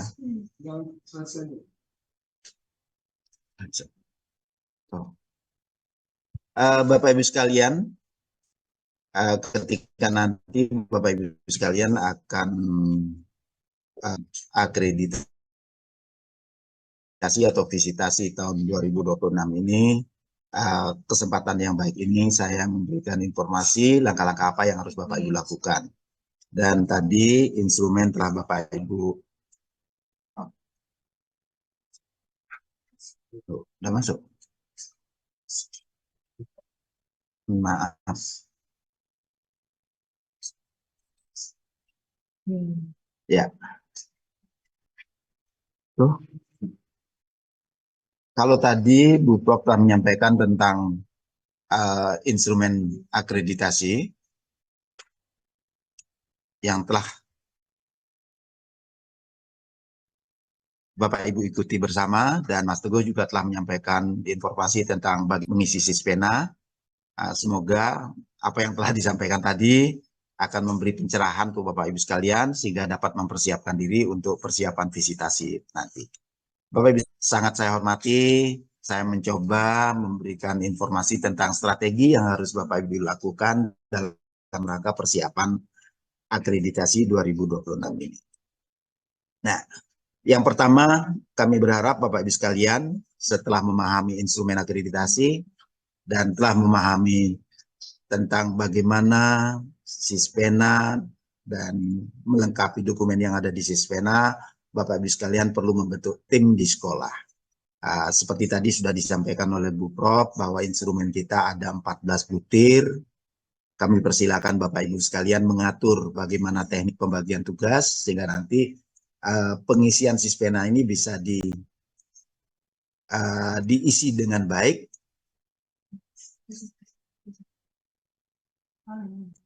dan dilengkapi agar pelaksanaan visitasi dan memudahkan asesor untuk mencermati dokumen-dokumen yang dibutuhkan dalam visitasi ini. Kenapa? Studi sesi sama tuh. Ya, sudah kok nggak kelihatan. Ya, Bapak Ibu sekalian, kami persilakan Bapak Ibu sekalian membentuk tim sesuai dengan kebutuhan, karena tadi sudah saya sampaikan ada 14 butir. 14 butir ini dapat dibagi sesuai dengan beban masing-masing di sekolah. Jika gurunya sampai 14 orang, mungkin bisa cukup dibagi satu persatu, sehingga akan memudahkan pelaksanaan penyiapan dokumen yang dibutuhkan. Next, Mas Teguh.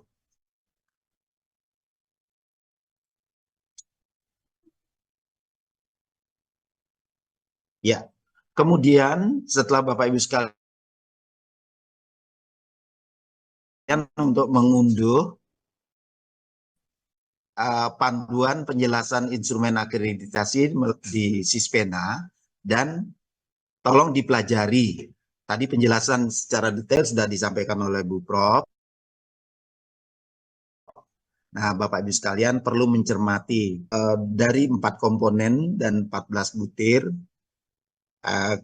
Bapak Ibu cermati indikator yang ada, sehingga nanti Bapak Ibu sekalian bisa menyusun deskripsi kinerja dan juga mencari rujukan dokumen di dokumen utama. Kemudian tadi sudah saya sampaikan, pastikan ada penanggung jawab butir, dan juga narasumber yang nanti akan bertugas. Narasumber ini nanti siapa yang akan memberikan informasi kepada asesor. Jadi Bapak Ibu sekalian nanti bisa menjadi narasumber dan bisa membagi tugas bersama teman-teman.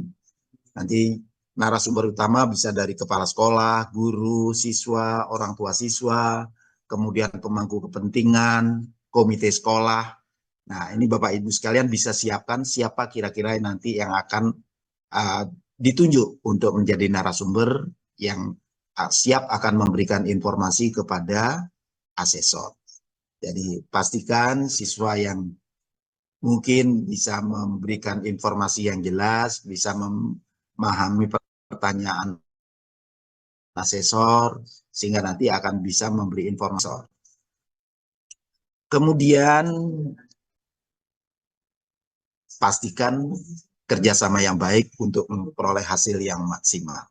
Jadi usahakan ada koordinasi dan kerjasama yang baik di antara seluruh warga sekolah yang akan mempersiapkan akreditasi tahun 2026 ini.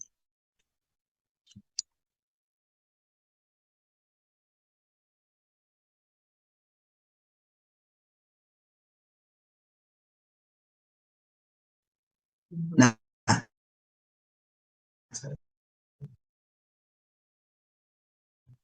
tadi juga sudah disampaikan oleh Mas Teguh, juga Bu Prof, pastikan ini telah tersedia, cukup satu dokumen saja yang terakhir, yang terbaik. Jadi tidak perlu ada pertanyaan, siapkan berapa tahun, cukup 1 tahun, langsung diunggah. Tekniknya tadi bisa dibuat Google Drive, nanti linknya yang diunggah, sehingga nanti ketika ada revisi akan mudah. Begitu juga dengan foto lingkungan belajar. Foto-foto ini memuat hal-hal yang memang penting dan mendukung gambaran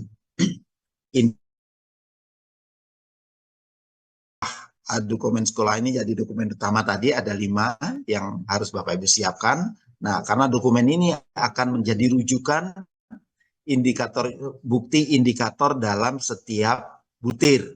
Sehingga pastikan bahwa dokumen-dokumen ini telah Bapak Ibu ketahui letaknya, sehingga nanti bisa menunjukkan bukti-bukti yang diminta oleh setiap butir dari 14 butir dokumen ini. Nah, indikator dalam instrumen kita untuk dasmen kurang lebih ada 49 butir, sehingga dari ke-49 butir ini nanti harus bisa Bapak Ibu tunjukkan bukti-bukti yang bisa menggambarkan setiap butirnya. Kemudian tadi Mas Teguh sudah menyampaikan, pastikan ini terisi dengan baik, deskripsi kinerja yang maksimal 1000 karakter. Nah, tadi juga Bu Prof dan Mas Teguh Bapak Ibu sekalian bercerita tentang apa yang dilakukan untuk butir tersebut. Misalnya pendidik menyediakan dukungan sosial emosional bagi peserta didik dalam proses pembelajaran.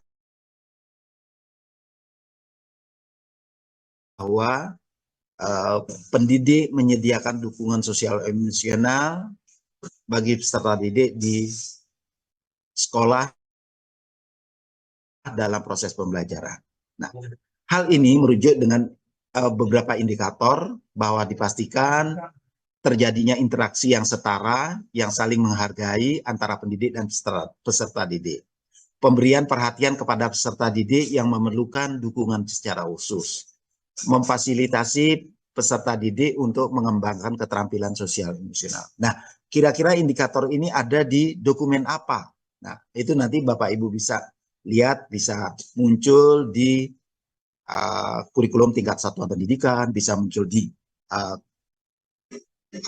RPP, dan juga bisa muncul di dokumen-dokumen lain yang dibutuhkan.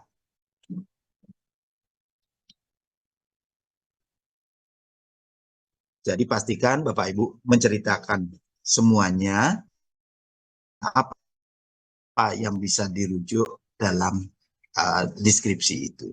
Jadi 5 dokumen tadi, dokumen utama itu sebagai rujukan terhadap fakta-fakta yang telah terjadi dalam peristiwa kegiatan yang telah dilakukan oleh sekolah. Sedangkan bukti, tadi Mas Teguh juga sudah menyampaikan, bukti bisa dibuat dalam folder, dan sistem foldernya nanti pastikan emailnya baru, sehingga nanti tidak bercampur dengan dokumen lain, dan sistem filenya juga diatur dengan baik, minimal ada 14 folder yang isinya masing-masing bukti yang ada di setiap folder itu.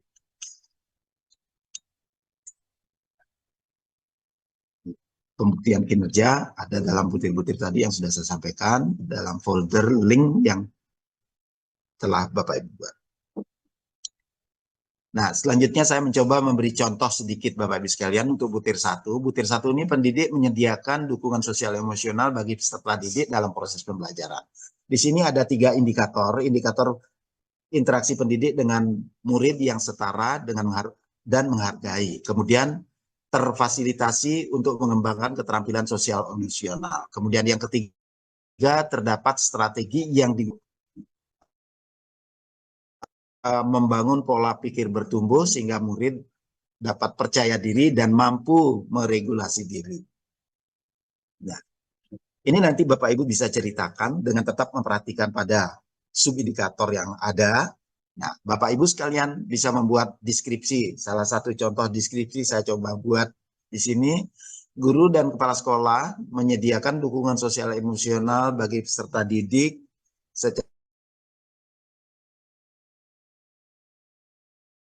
agar yang aman, nyaman, dan menghargai setiap individu, pendidik dan peserta didik, sehingga siswa merasa didengar, dihargai, dan percaya diri untuk menyampaikan pendapat.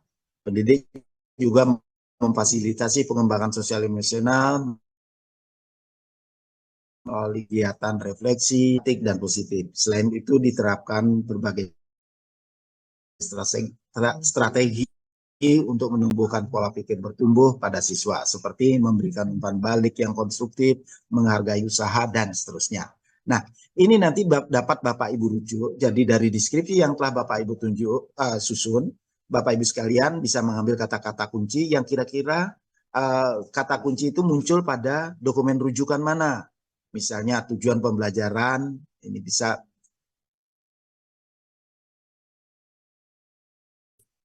kemudian KSP bisa dirujuk pada misi atau tujuan pembelajaran dan seterusnya, atau hasil asesmen atau hasil evaluasi. Kemudian bisa juga dibantu dengan menunjukkan foto proses pembelajaran yang menggambarkan indikator atau kata kunci di deskripsi kinerja. Dan kami ingatkan deskripsi kinerja ini maksimal 1000 karakter.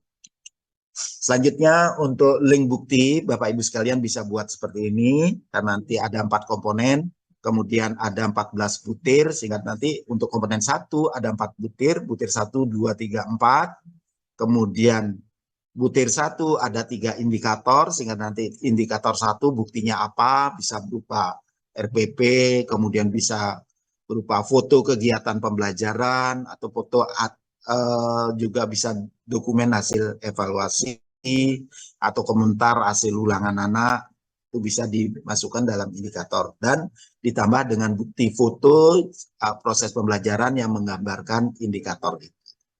Jadi kurang lebih seperti ini bentuk manajemen drive dalam pengisian bukti ini. Atau jika Bapak Ibu sekalian bisa menyusun yang lebih baik, mungkin monggo persilakan. Ini kami coba buat seperti ini. Saya rasa ini juga cukup mudah untuk bisa disusun oleh teman-teman sekalian. Selanjutnya, Bapak Ibu sekalian, jangan lupa cek dan perkaya dokumen visitasi. Jadi, dokumen yang telah Bapak Ibu masukkan dalam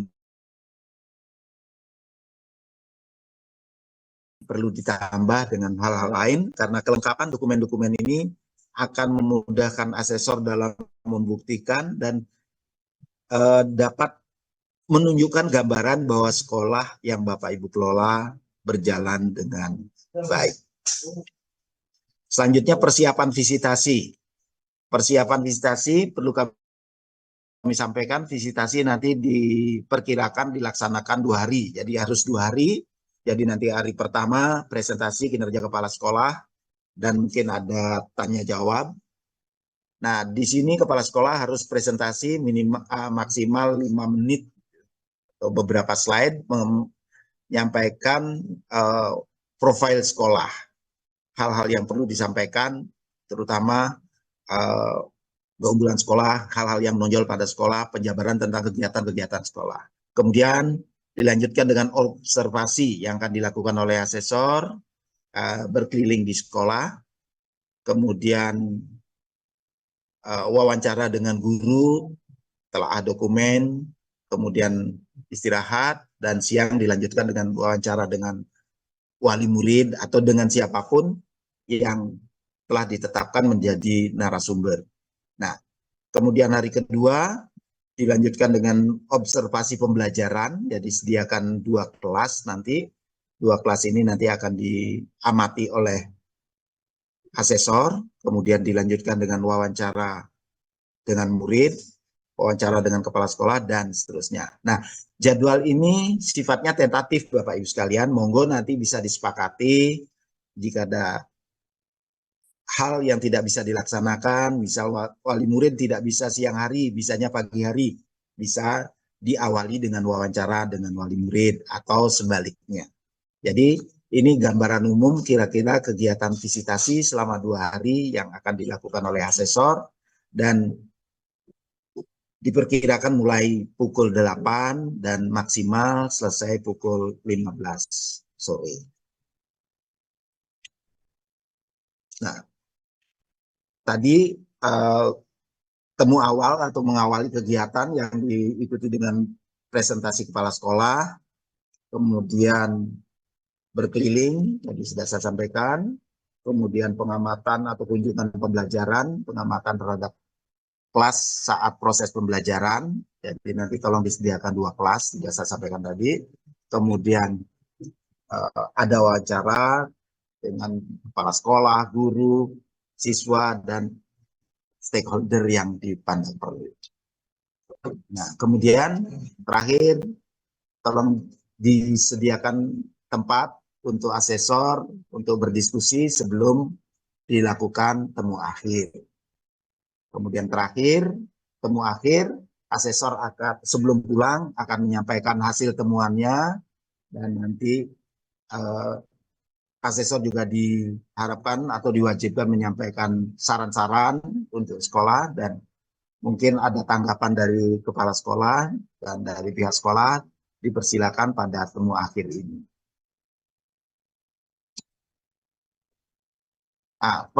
yang perlu kami ingatkan lagi dalam pelaksanaan akreditasi ini, seperti kita ketahui bersama, akreditasi ini merupakan kegiatan penilaian terhadap lembaga dan ada hal-hal yang perlu kita lakukan dan kegiatan ini harus kita laksanakan secara profesional dan penuh tanggung jawab.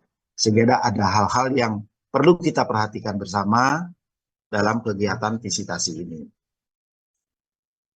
Nah, bagaimana akreditasi ini didukung dengan penuh kejujuran dan objektivitas dalam memberikan keterangan informasi kepada asesor. Jadi kami mohon sekolah bisa memberikan informasi yang sebenarnya dan yang sesungguhnya sesuai dengan situasi dan kondisi yang ada. Tidak perlu ada manipulasi, rekayasa dalam penyediaan dokumen dan informasi. Karena kehadiran asesor ke sekolah Bapak Ibu sekalian hanya ingin memotret kondisi real sekolah kita, sehingga nanti dapat disusun rekomendasi dalam rangka pengembangan peningkatan mutu pendidikan. Kemudian kami berharap tidak terjadi gratifikasi dalam kegiatan akreditasi ini. Jadi kesepakatan dalam arti yang negatif, jadi diharapkan tidak memberikan apapun kepada asesor yang terkait dengan hubungan akreditasi ini. Dan bisa menimbulkan hal-hal yang tidak baik dan mempengaruhi objektivitas akreditasi.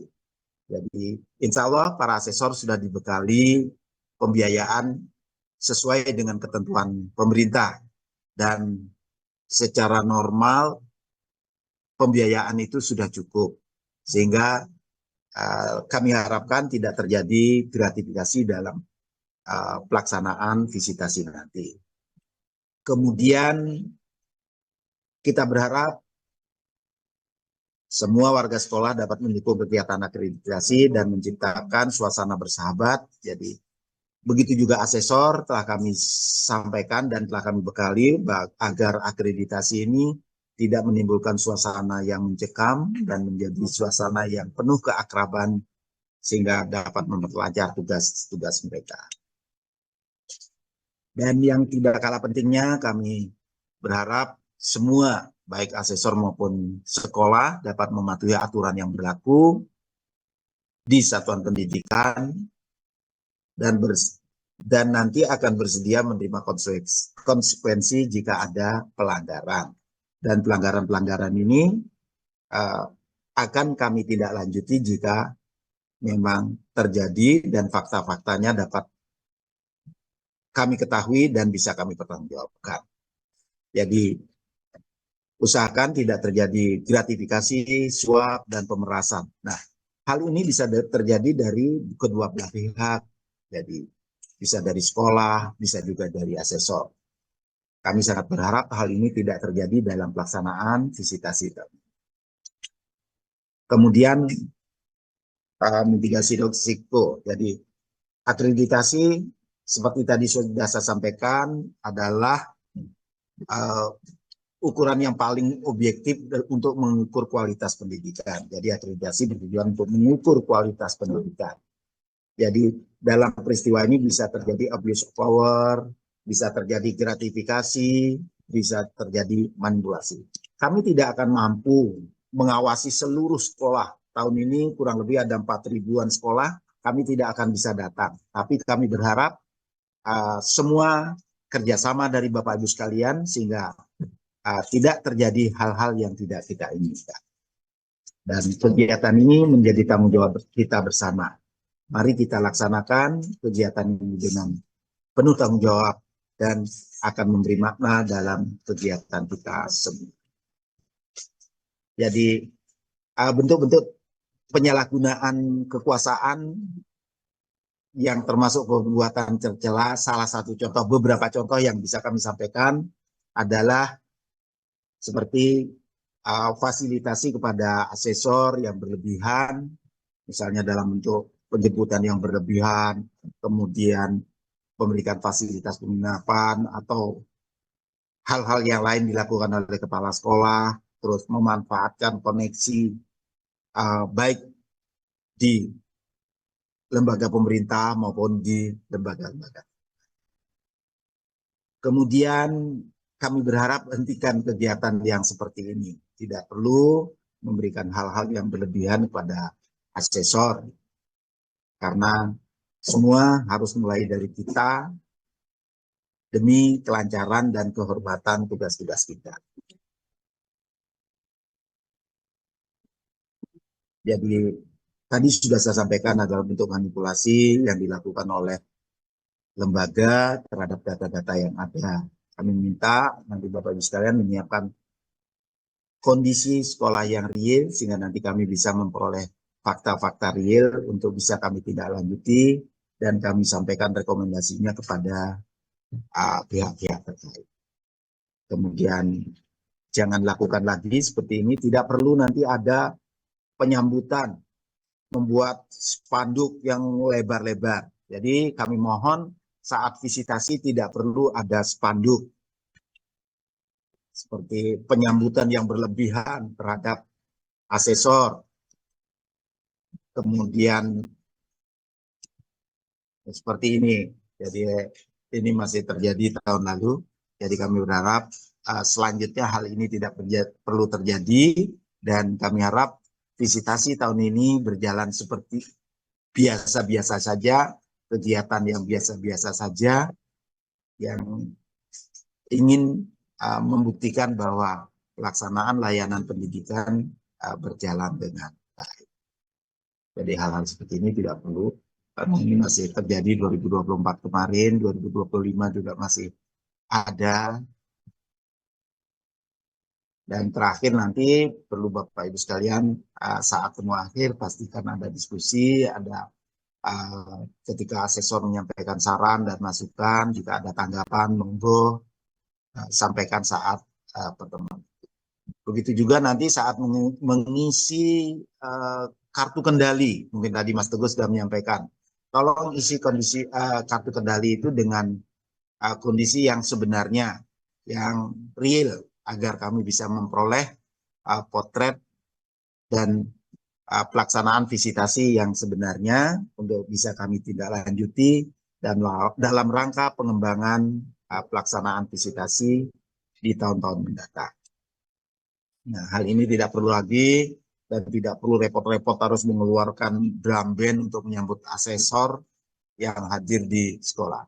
Kalaupun ada atraksi yang ingin Bapak Ibu sampaikan boleh, tetapi usahakan tidak terlalu panjang dan tidak terlalu berlebihan.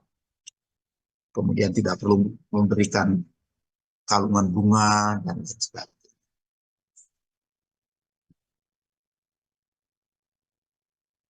Nah, pelanggaran kode etik ini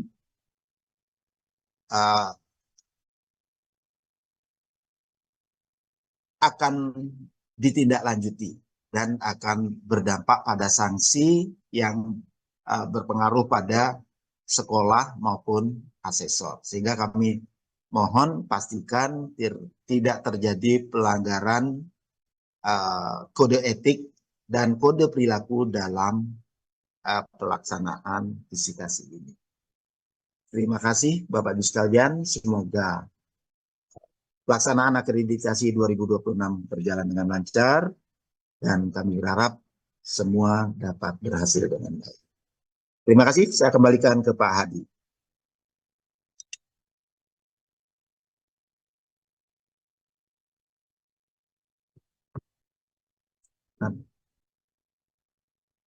Silakan Pak Hadi. Oke, terima kasih Pak Mujirarjo sudah menyampaikan materinya. Bapak Ibu semuanya sudah punya pegangan terkait dengan strategi untuk menyiapkan akreditasi di satuan pendidikan Bapak Ibu semuanya, dan ini yang sudah disampaikan sudah luar biasa. Dan ini jadi apa namanya tip-tip untuk sukses akreditasi, baik sukses secara pelaksanaan juga terkait dengan mutu dari satuan pendidikan Bapak Ibu semuanya. Untuk selanjutnya adalah sesi tanya jawab. Saya buka termin pertama itu nanti kita meminta untuk 3 penanya, ya, untuk mulai dari Bu Nani dari SMP Al Huda dan Bu Leni, monggo. Untuk tim IT mau dibantu untuk memfasilitasi pertanyaan.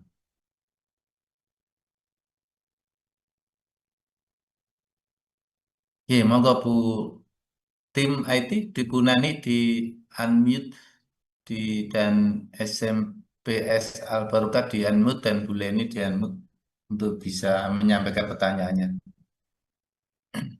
Oke. Assalamualaikum. Nggih, Untuk saya Nani Sulistiani, pengawas madrasah Kabupaten Blitar. Untuk yang pertama, ini berisi permintaan tadi narasumber Pak Teguh menyampaikan akan memberikan kontak person terkait teknis pengisian dokumen utama, di mana di aplikasi Sispena di situ kan unggah file ngaten nggih. Tadi dijelaskan bisa berupa link. Nanti jika diberikan kontak personnya Bapak Teguh, kami akan bertanya terkait teknik link pengisian di dokumen utama tadi. Ini izin off cam nggih Pak nggih, ngapunten. Terus yang kedua gini Pak, yang kedua ini saya bercerita sedikit bahwasanya wali murid di era sekarang ini sangat memperhatikan predikat akreditasi lembaga di mana anaknya mau disekolahkan gitu Pak. Jadi orang tua sekarang ini sudah sangat mempertimbangkan kalau mau masuk ke sekolah untuk anaknya. Pertanyaannya pasti seperti ini ke kepala madrasah, Bu, Pak, ini madrasah ini predikat akreditasinya apa ya, begitu Pak. Jadi ini pemantik untuk menuju ke permasalahan utama, begitu pentingnya akreditasi di mata wali murid di mana notabene akan bisa apa ya menarik minat siswa untuk sekolah di madrasah tersebut. Nah, kaitannya dengan begini Pak, madrasah kami itu sudah menjadi sasaran akreditasi, ngaten nggih. Permasalahannya belum terakreditasi karena belum punya kelas akhir. Sementara Prof. Nunu pernah menjelaskan bahwasanya untuk sasaran ke-6 yang BT belum punya kelas akhir, itu nanti ketentuannya kalau ada kuotanya, ngaten nggih Pak nggih. Harapan besar kami karena kami sudah mempersiapkan diri